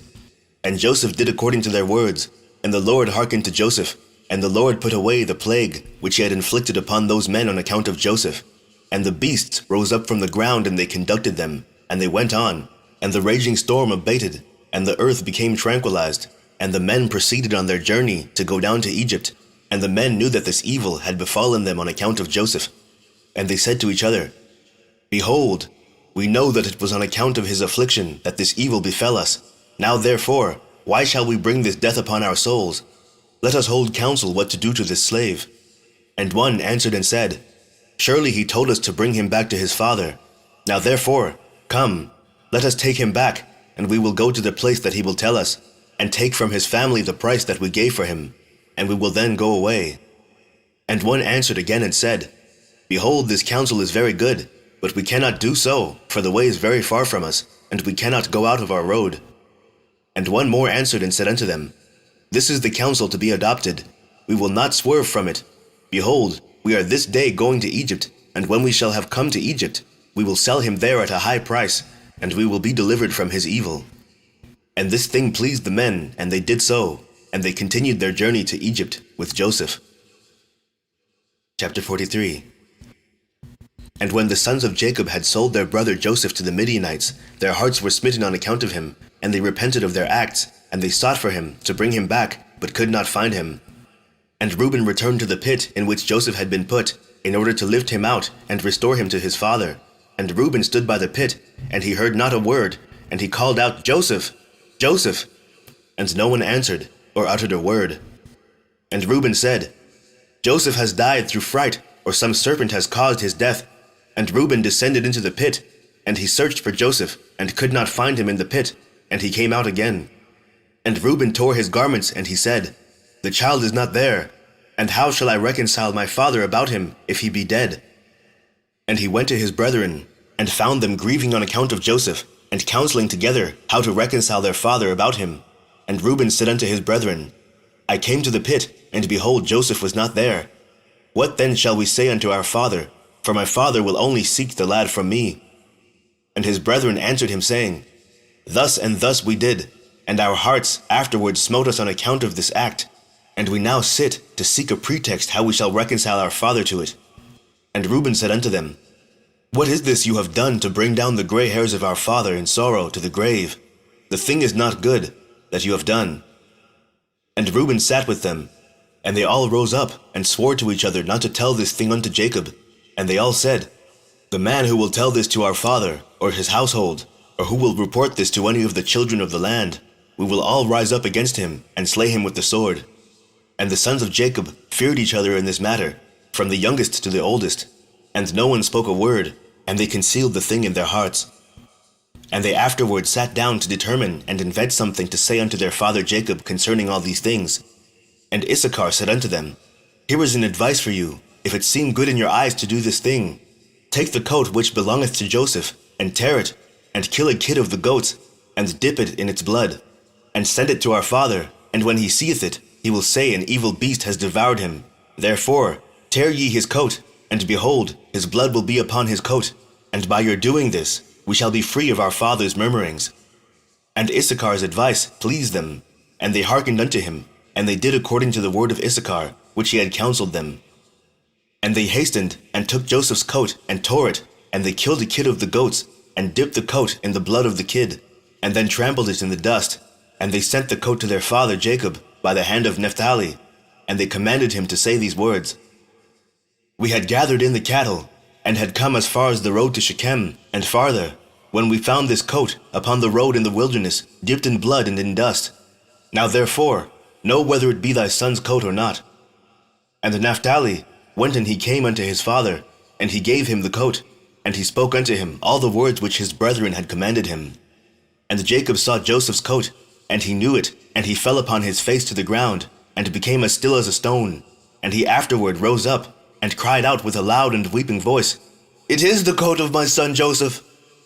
And Jacob hastened, and sent one of his servants to his sons, who went to them, and found them coming along the road with the flock. And the sons of Jacob came to their father about evening, and behold, their garments were torn, and dust was upon their heads, and they found their father crying out, and weeping with a loud voice. And Jacob said unto his sons, Tell me truly, what evil have you this day suddenly brought upon me? And they answered their father Jacob, saying, We were coming along this day, after the flock had been gathered in, and we came as far as the city of Shechem, by the road in the wilderness, and we found this coat filled with blood upon the ground. And we knew it, and we sent unto thee, if thou couldst know it. And Jacob heard the words of his sons, and he cried out with a loud voice, and he said, It is the coat of my son, an evil beast has devoured him. Joseph is rent in pieces, for I sent him this day to see whether it was well with you, and well with the flocks, and to bring me word again of you. And he went, as I commanded him, and this has happened to him this day, whilst I thought my son was with you. And the sons of Jacob answered and said, He did not come to us, neither have we seen him from the time of our going out from thee until now. And when Jacob heard their words, he again cried out aloud, and he rose up and tore his garments, and he put sackcloth upon his loins, and he wept bitterly, and he mourned, and lifted up his voice in weeping, and exclaimed and said these words, Joseph, my son, O my son Joseph, I sent thee this day after the welfare of thy brethren, and behold, thou hast been torn in pieces. Through my hand has this happened to my son. It grieves me for thee, Joseph, my son. It grieves me for thee. How sweet wast thou to me during life, and now how exceedingly bitter is thy death to me. Oh, that I had died in thy stead, Joseph, my son, for it grieves me sadly for thee, my son. O my son, Joseph, my son, where art thou, and where hast thou been drawn? Arouse, arouse from thy place, and come and see my grief for thee, O my son, Joseph. Come now and number the tears gushing from my eyes down my cheeks, and bring them up before the Lord, that his anger may turn from me. O Joseph, my son, how thou didst fall by the hand of one by whom no one had fallen from the beginning of the world unto this day. For thou hast been put to death by the smiting of an enemy, inflicted with cruelty. But surely I know that this has happened to thee on account of the multitude of my sins. Arouse now, and see how bitter is my trouble for thee, my son. Although I did not rear thee, nor fashion thee, nor give thee breath and soul, but it was God who formed thee, and built thy bones, and covered them with flesh, and breathed in thy nostrils the breath of life, and then he gave thee unto me. Now truly, God who gave thee unto me, he has taken thee from me, and such then has befallen thee. And Jacob continued to speak like unto these words concerning Joseph, and he wept bitterly. He fell to the ground, and became still. And all the sons of Jacob, seeing their father's trouble, they repented of what they had done, and they also wept bitterly. And Judah rose up, and lifted his father's head from the ground, and placed it upon his lap, and he wiped his father's tears from his cheeks. And Judah wept an exceeding great weeping, whilst his father's head was reclining upon his lap, still as a stone. And the sons of Jacob saw their father's trouble, and they lifted up their voices, and continued to weep. And Jacob was yet lying upon the ground, still as a stone. And all his sons and his servants' children rose up, and stood around him to comfort him, and he refused to be comforted. And the whole household of Jacob rose up, and mourned a great mourning on account of Joseph, and their father's trouble. And the intelligence reached Isaac, the son of Abraham, the father of Jacob. And he wept bitterly on account of Joseph, he and all his household. And he went from the place where he dwelt in Hebron, and his men with him, and he comforted Jacob his son, and he refused to be comforted. And after this, Jacob rose up from the ground, and his tears were running down his cheeks, and he said unto his sons, Rise up and take your swords and your bows, and go forth into the field, and seek whether you can find my son's body, and bring it unto me that I may bury it. Seek also, I pray you, among the beasts, and hunt them, and that which shall come to the first before you, seize and bring it unto me. Perhaps the Lord will this day pity my affliction, and prepare before you that which did tear my son in pieces, and bring it unto me, and I will avenge the cause of my son. And his sons did as their father had commanded them, and they rose up early in the morning, and each took his sword and his bow in his hand, and they went forth into the field to hunt the beasts. And Jacob was still crying aloud, and weeping, and walking to and fro in the house, and smiting his hands together, saying, Joseph, my son! Joseph, my son! And the sons of Jacob went into the wilderness to seize the beasts, and behold, a wolf came toward them, and they seized him, and brought him unto their father, and they said unto him, This is the first we have found, and we have brought him unto thee, as thou didst command us, and thy son's body we could not find. And Jacob took the beast from the hands of his sons, and he cried out with a loud and weeping voice, holding the beast in his hand, and he spoke with a bitter heart unto the beast, Why didst thou devour my son Joseph? And how didst thou have no fear of the God of the earth, or of my trouble for my son Joseph?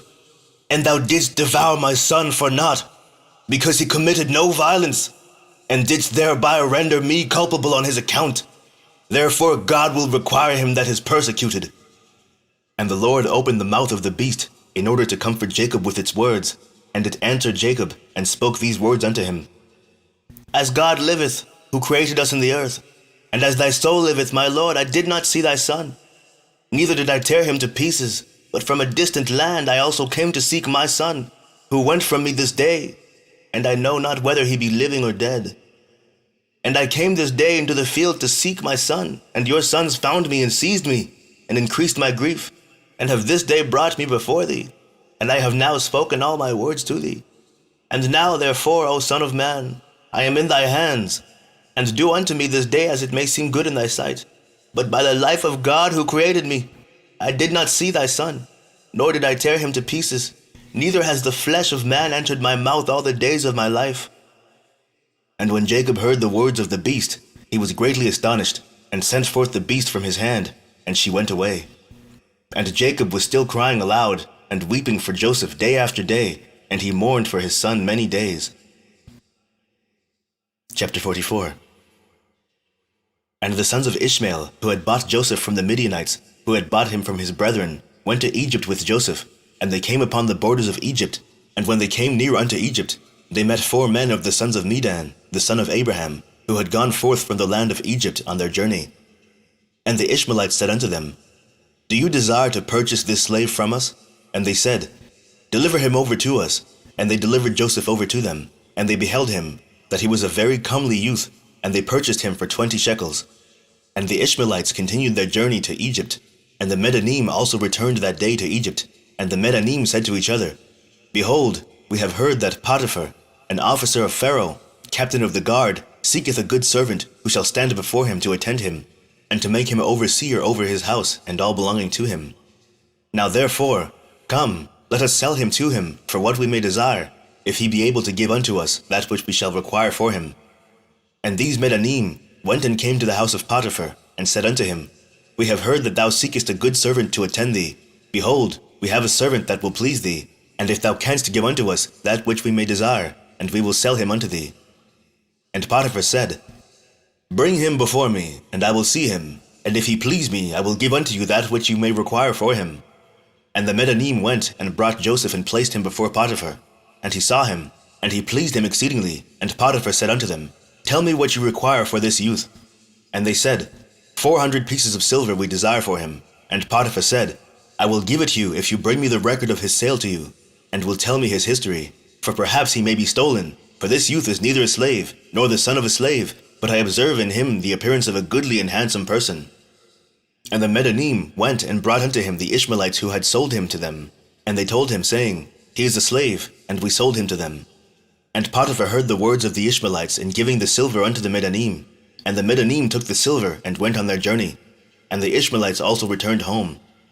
And Potiphar took Joseph and brought him to his house, that he might serve him. And Joseph found favor in the sight of Potiphar, and he placed confidence in him, and made him overseer over his house, and all that belonged to him he delivered over into his hand. And the Lord was with Joseph, and he became a prosperous man. And the Lord blessed the house of Potiphar for the sake of Joseph. And Potiphar left all that he had in the hand of Joseph, and Joseph was one that caused things to come in and go out. And everything was regulated by his wish in the house of Potiphar. And Joseph was 18 years old, a youth, with beautiful eyes, and of comely appearance, and like unto him was not in the whole land of Egypt.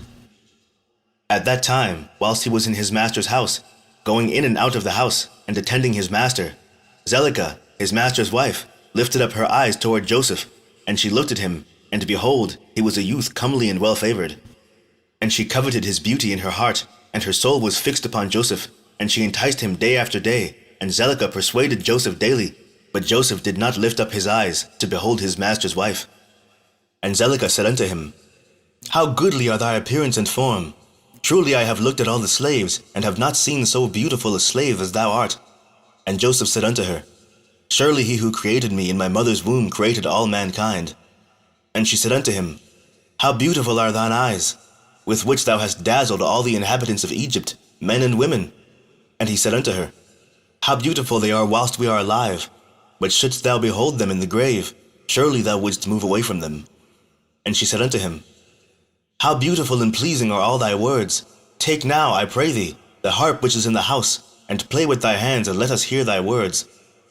And he said unto her, How beautiful and pleasing are my words when I speak the praise of my God and his glory. And she said unto him, How very beautiful is the hair of thy head! Behold the golden comb which is in the house, take it, I pray thee, and curl the hair of thy head.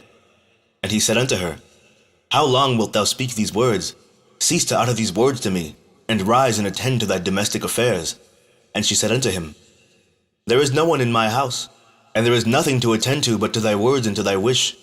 Yet notwithstanding this, she could not bring Joseph unto her, neither did he place his eye upon her, but directed his eyes below to the ground. And Zelicah desired Joseph in her heart, that he should lie with her. And at the time that Joseph was sitting in the house doing his work, Zelicah came and sat before him. and she enticed him daily with her discourse to lie with her, or ever to look at her, but Joseph would not hearken to her. And she said unto him, If thou wilt not do according to my words, I will chastise thee with the punishment of death, and put an iron yoke upon thee. And Joseph said unto her, Surely God, who created man, looseth the fetters of prisoners, and it is he who will deliver me from thy prison and from thy judgment. And when she could not prevail over him to persuade him, her soul being still fixed upon him, her desire threw her into a grievous sickness. And all the women of Egypt came to visit her, and they said unto her, Why art thou in this declining state? Thou that lackest nothing. Surely thy husband is a great and esteemed prince in the sight of the king. Shouldst thou lack anything of what thy heart desireth? And Zelicah answered them, saying, This day it shall be made known to you, whence this disorder springs in which you see me. And she commanded her maidservants to prepare food for all the women, and she made a banquet for them, and all the women ate in the house of Zelicah. And she gave them knives to peel the citrons to eat them, and she commanded that they should dress Joseph in costly garments, and that he should appear before them. And Joseph came before their eyes, and all the women looked on Joseph, and could not take their eyes from off him. And they all cut their hands with the knives that they had in their hands, and all the citrons that were in their hands were filled with blood. And they knew not what they had done, but they continued to look at the beauty of Joseph, and they did not turn their eyelids from him. And Zelicah saw what they had done, and she said unto them, What is this work that you have done? Behold, I gave you citrons to eat, and you have all cut your hands. And all the women saw their hands, and behold, they were full of blood, and their blood flowed down upon their garments. And they said unto her, This slave in your house has overcome us, and we could not turn our eyelids from him on account of his beauty. And she said unto them, Surely this happened to you in the moment that you looked at him, and you could not contain yourselves from him. How then can I refrain when he is constantly in my house, and I see him day after day going in and out of my house? How then can I keep from declining, or even from perishing on account of this? And they said unto her, The words are true, for who can see this beautiful form in the house and refrain from him? And is he not thy slave and attendant in thy house? And why dost thou not tell him that which is in thy heart, and sufferest thy soul to perish through this matter? And she said unto them, I am daily endeavoring to persuade him, and he will not consent to my wishes. And I promised him everything that is good, and yet I could meet with no return from him. I am therefore in a declining state, as you see. And Zelicah became very ill on account of her desire toward Joseph, and she was desperately lovesick on account of him. And all the people of the house of Zelicah and her husband knew nothing of this matter, that Zelicah was ill on account of her love to Joseph. And all the people of her house asked her, saying, Why art thou ill and declining, and lackest nothing? And she said unto them, I know not this thing which is daily increasing upon me. And all the women and her friends came daily to see her, and they spoke with her. And she said unto them, This can only be through the love of Joseph. And they said unto her, Entice him, and seize him secretly. Perhaps he may hearken to thee, and put off this death from thee. And Zelicah became worse from her love to Joseph, and she continued to decline, till she had scarce strength to stand. And on a certain day, Joseph was doing his master's work in the house, and Zelicah came secretly and fell suddenly upon him. And Joseph rose up against her, and he was more powerful than she, and he brought her down to the ground. And Zelicah wept on account of the desire of her heart toward him, and she supplicated him with weeping, and her tears flowed down her cheeks. And she spoke unto him in a voice of supplication, and in bitterness of soul, saying, Hast thou ever heard, seen, or known of so beautiful a woman as I am, or better than myself, who speak daily unto thee, fall into a decline through love for thee? Confer all this honor upon thee, and still wilt thou not hearken to my voice? And if it be through fear of thy master, lest he punish thee, as the king liveth, no harm shall come to thee from thy master through this thing. Now therefore, pray, listen to me, and consent for the sake of the honor which I have conferred upon thee, and put off this death from me. And why should I die for thy sake? And she ceased to speak. And Joseph answered her, saying, Refrain from me, and leave this matter to my master. Behold, my master knoweth not what there is with me in the house, for all that belongeth to him he has delivered into my hand. And how shall I do these things in my master's house? For he hath also greatly honored me in his house, and he hath also made me overseer over his house, and he hath exalted me, and there is no one greater in this house than I am. And my master hath refrained nothing from me, excepting thee, who art his wife. How then canst thou speak these words unto me? And how can I do this great evil and sin to God and to thy husband? Now therefore refrain from me, and speak no more such words as these, for I will not hearken to thy words. But Zelicah would not hearken to Joseph when he spoke these words unto her, but she daily enticed him to listen to her. And it was after this that the brook of Egypt was filled above all its sides, and all the inhabitants of Egypt went forth, and also the king and princes went forth with timbrels and dances, for it was a great rejoicing in Egypt, and a holiday at the time of the inundation of the sea Sihor, and they went there to rejoice all the day. And when the Egyptians went out to the river to rejoice, as was their custom, all the people of the house of Potiphar went with them, but Zelicah would not go with them, for she said, I am indisposed.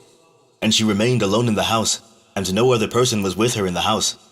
And she rose up and ascended to her temple in the house, and dressed herself in princely garments, and she placed upon her head precious stones of onyx stones, inlaid with silver and gold, and she beautified her face and skin with all sorts of women's purifying liquids, and she perfumed the temple and the house with cassia and frankincense, and she spread myrrh and aloes, and she afterwards sat in the entrance of the temple, in the passage of the house, through which Joseph passed to do his work. And behold, Joseph came from the field, and entered the house to do his master's work. And when he came to the place through which he had to pass, and he saw all the work of Zelicah, he turned back. And Zelicah saw Joseph turning back from her, and she called out to him, saying, What aileth thee, Joseph? Come to thy work, and behold, I will make room for thee, until thou shalt have passed to thy seat. And Joseph returned and came to the house, and passed from thence to the place of his seat. And he sat down to do his master's work as usual. And behold, Zelicah came to him, and stood before him in princely garments, and the scent of her clothes was spread to a distance. And she hastened, and caught hold of Joseph and his garments, and she said unto him, As the king liveth, if thou wilt not perform my request, thou shalt die this day.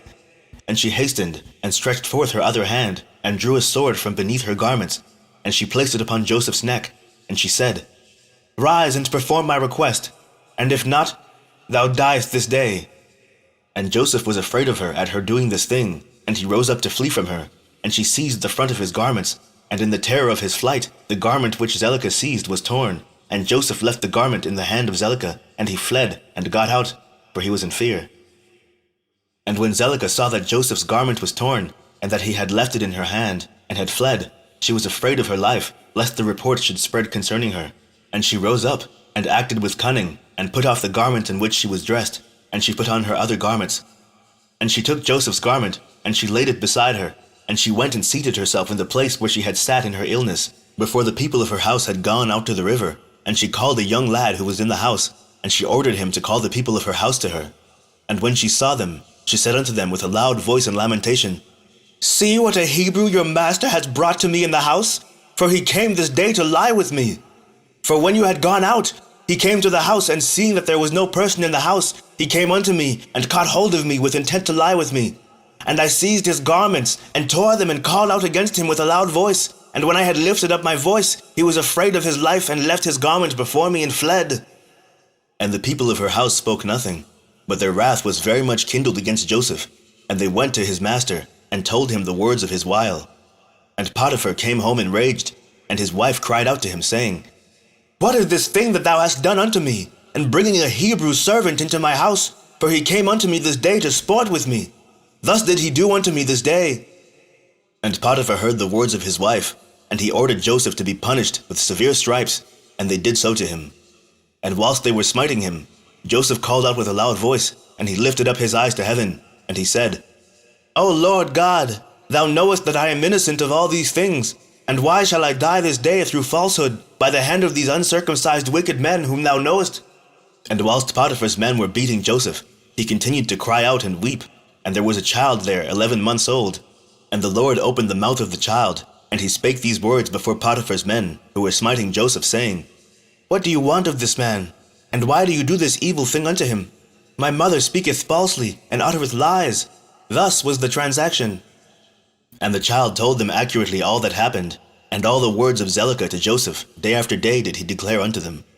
And all the men heard the words of the child, and they wondered greatly at the child's words, and the child ceased to speak, and became still. And Potiphar was very much ashamed at the words of his son, and he commanded his men not to beat Joseph any more, and the men ceased beating Joseph. And Potiphar took Joseph, and ordered him to be brought to justice before the priests, who were judges belonging to the king, in order to judge him concerning this affair. And Potiphar and Joseph came before the priests, who were the king's judges, And he said unto them, Decide, I pray you, what judgment is due to a servant, for thus has he done. And the priests said unto Joseph, Why didst thou do this thing to thy master? And Joseph answered them, saying, Not so, my lords. Thus was the matter. And Potiphar said unto Joseph, Surely I entrusted in thy hands all that belonged to me, and I withheld nothing from thee but my wife. And how couldst thou do this evil? And Joseph answered, saying, Not so, my lord. As the Lord liveth, and as thy soul liveth, my lord, the word which thou didst hear from thy wife is untrue, for thus was the affair this day. A year has elapsed to me since I have been in thy house. Hast thou seen any iniquity in me, or anything which might cause thee to demand my life? And the priest said unto Potiphar, Send, we pray thee, and let them bring before us Joseph's torn garment, and let us see the tear in it. And if it shall be that the tear is in the front of the garment, then his face must have been opposite to her, and she must have caught hold of him to come to her. And with deceit did thy wife do all that she has spoken. And they brought Joseph's garments before the priests who were judges. And they saw, and behold, the tear was in the front of Joseph. And all the judging priests knew that she had pressed him. And they said, The judgment of death is not due to this slave, for he has done nothing. But his judgment is, that he be placed in the prison house on account of the report, which through him has gone forth against thy wife. And Potiphar heard their words, and he placed him in the prison house, the place where the king's prisoners are confined. And Joseph was in the house of confinement 12 years. And notwithstanding this, his master's wife did not turn from him, and she did not cease from speaking to him, day after day, to hearken to her. And at the end of 3 months, Zelicah continued going to Joseph to the house of confinement day by day, and she enticed him to hearken to her. And Zelicah said unto Joseph, How long wilt thou remain in this house? But hearken now to my voice, and I will bring thee out of this house. And Joseph answered her, saying, It is better for me to remain in this house than to hearken to thy words, to sin against God. And she said unto him, If thou wilt not perform my wish, I will pluck out thine eyes, add fetters to thy feet, and will deliver thee into the hands of them whom thou didst not know before. And Joseph answered her and said, Behold, the God of the whole earth is able to deliver me from all that thou canst do unto me. For he openeth the eyes of the blind, and looseth them that are bound, and preserveth all strangers who are unacquainted with the land. And when Zelicah was unable to persuade Joseph to hearken to her, she left off going to entice him, and Joseph was still confined in the house of confinement. And Jacob the father of Joseph, and all his brethren who were in the land of Canaan, still mourned and wept in those days on account of Joseph. For Jacob refused to be comforted for his son Joseph, and Jacob cried aloud, and wept and mourned all those days. Chapter 45. And it was at that time, in that year, which is the year of Joseph's going down to Egypt after his brothers had sold him, that Reuben, the son of Jacob, went to Timnah, and took unto him for a wife Eliaram, the daughter of Avi, the Canaanite, and he came to her. And Eliaram, the wife of Reuben, conceived and bare him Hanok, Palu, Ketzron, and Carmi, 4 sons. And Simeon his brother took his sister Dinah for a wife, and she bare unto him Memuel, Yamin, Ohad, Jachin, and Zochar, 5 sons. And he afterward came to Bunah, the Canaanitish woman, the same as Bunah, whom Simeon took captive from the city of Shechem. And Bunah was before Dinah, and attended upon her, and Simeon came to her, and she bare unto him Saul. And Judah went at that time to Adullam, and he came to a man of Adullam, and his name was Hira. And Judah saw there the daughter of a man from Canaan, and her name was Eliath, the daughter of Shua. And he took her, and came to her, and Eliath bare unto Judah Onan, and Shiloh, 3 sons. And Levi and Issachar went to the land of the east, and they took unto themselves for wives the daughters of Jobab, the son of Yoktan, the son of Eber. And Jobab, the son of Yoktan, had 2 daughters. The name of the elder was Adinah, and the name of the younger was Aridah. And Levi took Adinah, and Issachar took Aridah. And they came to the land of Canaan, to their father's house. And Adinah bare unto Levi Gershon, Kehath, and Merari, 3 sons. And Aridah bare unto Issachar Tola, Puvah, Job, and Shamron, 4 sons. And Dan went to the land of Moab, and took for a wife Aphlaleth, the daughter of Chamudan the Moabite. And he brought her to the land of Canaan. And Aphlaleth was barren, she had no offspring. And God afterward remembered Aphlaleth, the wife of Dan, and she conceived and bare a son. And she called his name Cushim. And Gad and Naphtali went to Haran, and took from thence the daughters of Amram, the son of Uz, the son of Nahor, for wives. And these are the names of the daughters of Amram. The name of the elder was Merimah, and the name of the younger was Uzith. And Naphtali took Merimah, and Gad took Uzith, and brought them to the land of Canaan, to their father's house. And Merimah bare unto Naphtali Yakziel, Uni, Jazer, and Shalem, 4 sons. And Uzith bare unto Gad Zephion, Shagai, Shunai, Esbon, Eri, Aradi, and Arali, 7 sons. And Asher went forth, and took Adon the daughter of Aphlal, the son of Hadad, the son of Ishmael, for a wife, and he brought her to the land of Canaan. And Adon the wife of Asher died in those days. She had no offspring. And it was after the death of Adon that Asher went to the other side of the river, and took for a wife Hadurah, the daughter of Abimael, the son of Eber, the son of Shem. And the young woman was of a comely appearance, and a woman of sense, and she had been the wife of Malchiel, the son of Elam, the son of Shem. And Hadurah bare a daughter unto Malchiel, and he called her name Sirach. And Malchiel died after this, and Hadurah went and remained in her father's house. And after the death of the wife at Asher, he went and took Hadurah for a wife, and brought her to the land of Canaan. And Sirach, her daughter, he also brought with them. And she was 3 years old, and the damsel was brought up in Jacob's house. And the damsel was of a comely appearance, and she went in the sanctified ways of the children of Jacob. She lacked nothing. And the Lord gave her wisdom and understanding. And Hadurah, the wife of Asher, conceived and bare unto him Yimnah, Yishva, Yishvi, and Beriah, 4 sons.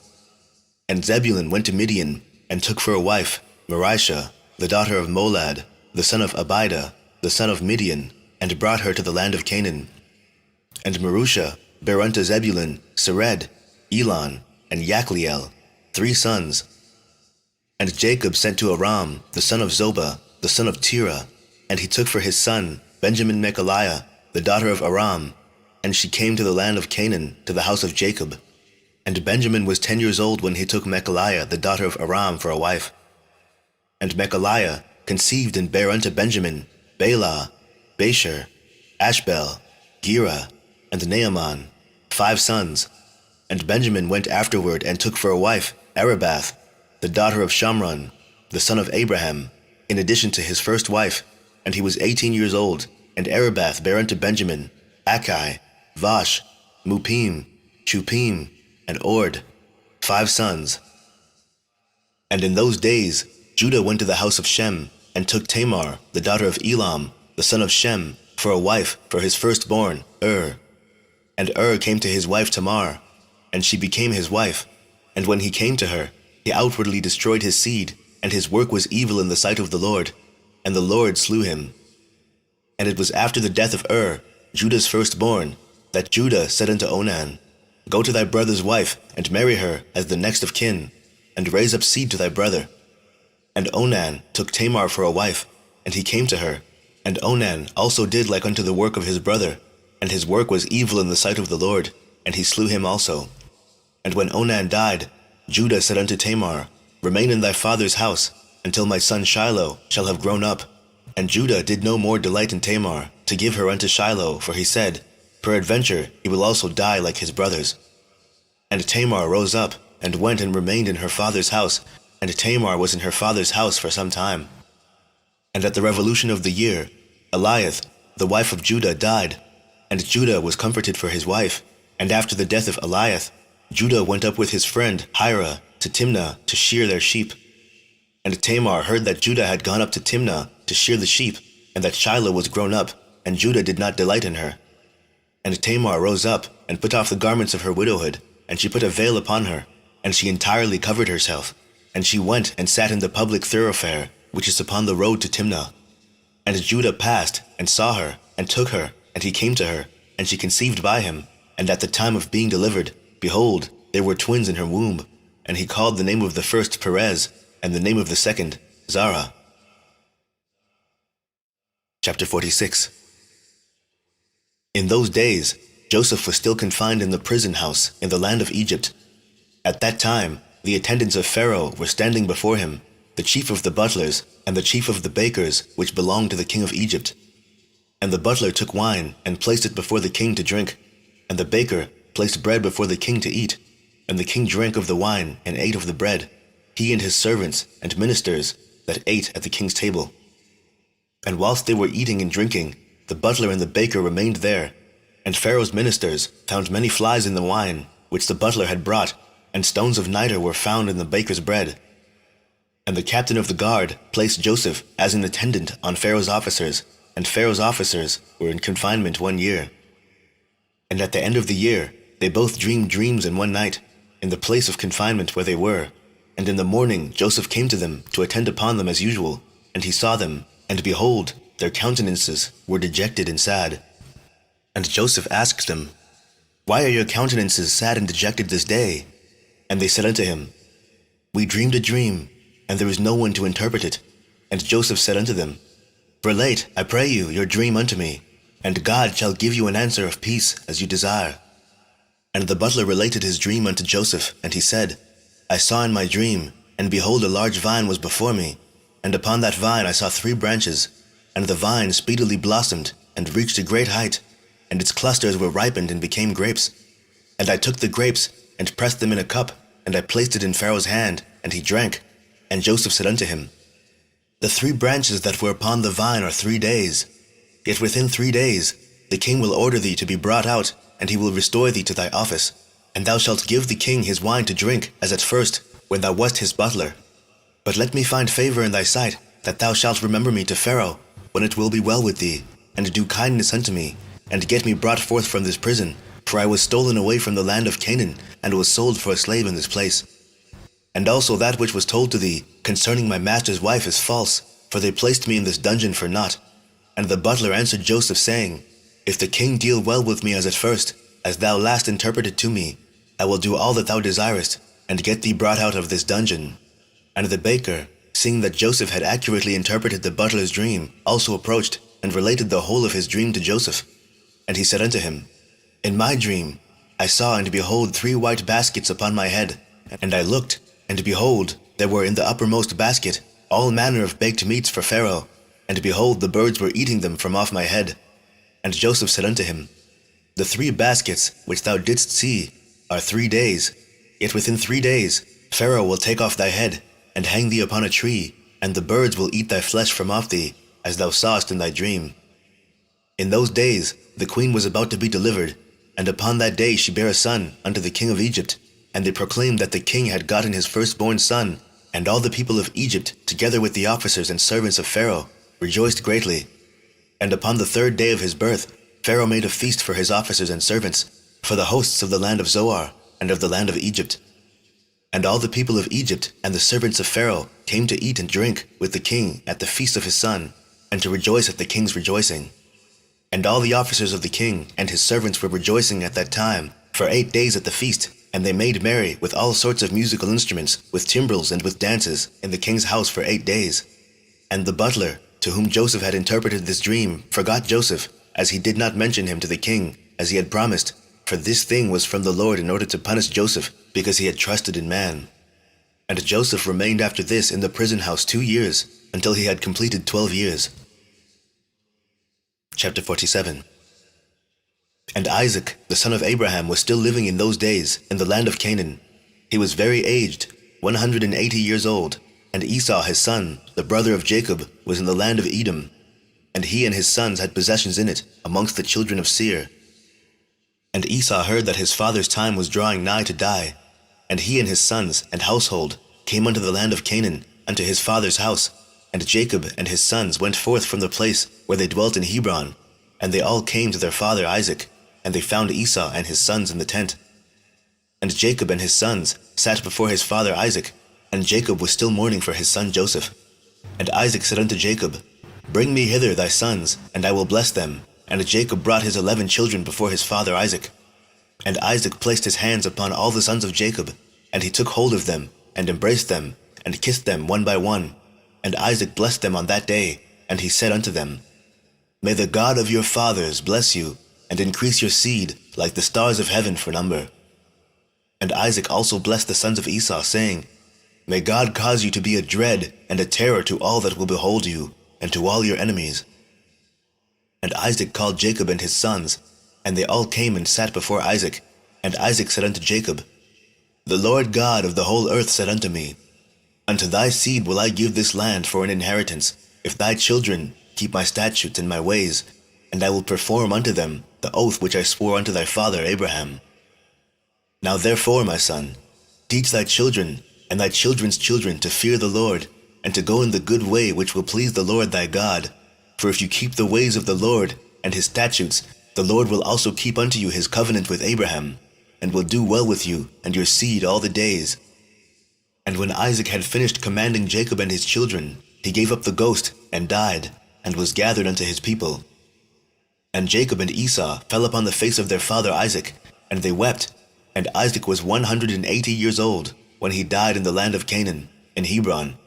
And his sons carried him to the cave of Machpelah, which Abraham had bought from the children of Heth for a possession of a burial place. And all the kings of the land of Canaan went with Jacob and Esau to bury Isaac, and all the kings of Canaan showed Isaac great honor at his death. And the sons of Jacob and the sons of Esau went barefooted round about, walking and lamenting until they reached Kiriath Arba. And Jacob and Esau buried their father Isaac in the cave of Machpelah, which is in Kiriath Arba in Hebron, and they buried him with very great honor, as at the funeral of kings. And Jacob and his sons, and Esau and his sons, and all the kings of Canaan made a great and heavy mourning, and they buried him, and mourned for him many days. And at the death of Isaac, he left his cattle and his possessions, and all belonging to him, to his sons. And Esau said unto Jacob, Behold, I pray thee, all that our father has left, we will divide it in 2 parts, and I will have the choice. And Jacob said, We will do so. And Jacob took all that Isaac had left in the land of Canaan, the cattle and the property, and he placed them in 2 parts before Esau and his sons. And he said unto Esau, Behold, all this is before thee. Choose thou unto thyself the half which thou wilt take. And Jacob said unto Esau, Hear thou, I pray thee, what I will speak unto thee, saying, The Lord God of heaven and earth spoke unto our fathers Abraham and Isaac, saying, Unto thy seed will I give this land for an inheritance forever. Now therefore, all that our father has left is before thee, and behold, all the land is before thee. Choose thou from them what thou desirest. If thou desirest the whole land, take it for thee and thy children forever, and I will take this riches. And if thou desirest the riches, take it unto thee, and I will take this land for me and for my children, to inherit it forever. And Nebaioth, the son of Ishmael, was then in the land with his children, and Esau went on that day, and consulted with him, saying, Thus has Jacob spoken unto me, and thus has he answered me. Now give thy advice, and we will hear. And Nebaioth said, What is this that Jacob hath spoken unto thee? Behold, all the children of Canaan are dwelling securely in their land, and Jacob saith he will inherit it with his seed all the days. Go now, therefore, and take all thy father's riches, and leave Jacob thy brother in the land, as he has spoken. And Esau rose up, and returned to Jacob, and did all that Nebaioth the son of Ishmael had advised. And Esau took all the riches that Isaac had left, the souls, the beasts, the cattle and the property, and all the riches. He gave nothing to his brother Jacob. And Jacob took all the land of Canaan, from the brook of Egypt unto the river Euphrates, and he took it for an everlasting possession, and for his children, and for his seed after him forever. Jacob also took from his brother Esau the cave of Machpelah, which is in Hebron, which Abraham had bought from Ephron, for a possession of a burial place, for him and his seed forever. And Jacob wrote all these things in the book of purchase, and he signed it, and he testified all this with 4 faithful witnesses. And these are the words which Jacob wrote in the book, saying, The land of Canaan, and all the cities of the Hittites, the Hivites, the Jebusites, the Amorites, the Perizzites, the Girgashites, all the 7 nations from the river of Egypt unto the river Euphrates, and the city of Hebron, Kiriath Arba, and the cave which is in it, the whole did Jacob buy from his brother Esau for value, for a possession and for an inheritance for his seed after him forever. And Jacob took the book of purchase, and the signature, the command and the statutes, and the revealed book, and he placed them in an earthen vessel in order that they should remain for a long time, and he delivered them into the hands of his children. Esau took all that his father had left him after his death from his brother Jacob, and he took all the property, from man and beast, camel and ass, ox and lamb, silver and gold, stones and bdellium, and all the riches which had belonged to Isaac the son of Abraham. There was nothing left which Esau did not take unto himself, from all that Isaac had left after his death. And Esau took all this, and he and his children went home to the land of Seir, the Horite, away from his brother Jacob and his children. And Esau had possessions amongst the children of Seir, and Esau returned not to the land of Canaan from that day forward. And the whole land of Canaan became an inheritance to the children of Israel for an everlasting inheritance, and Esau with all his children inherited the mount of Seir.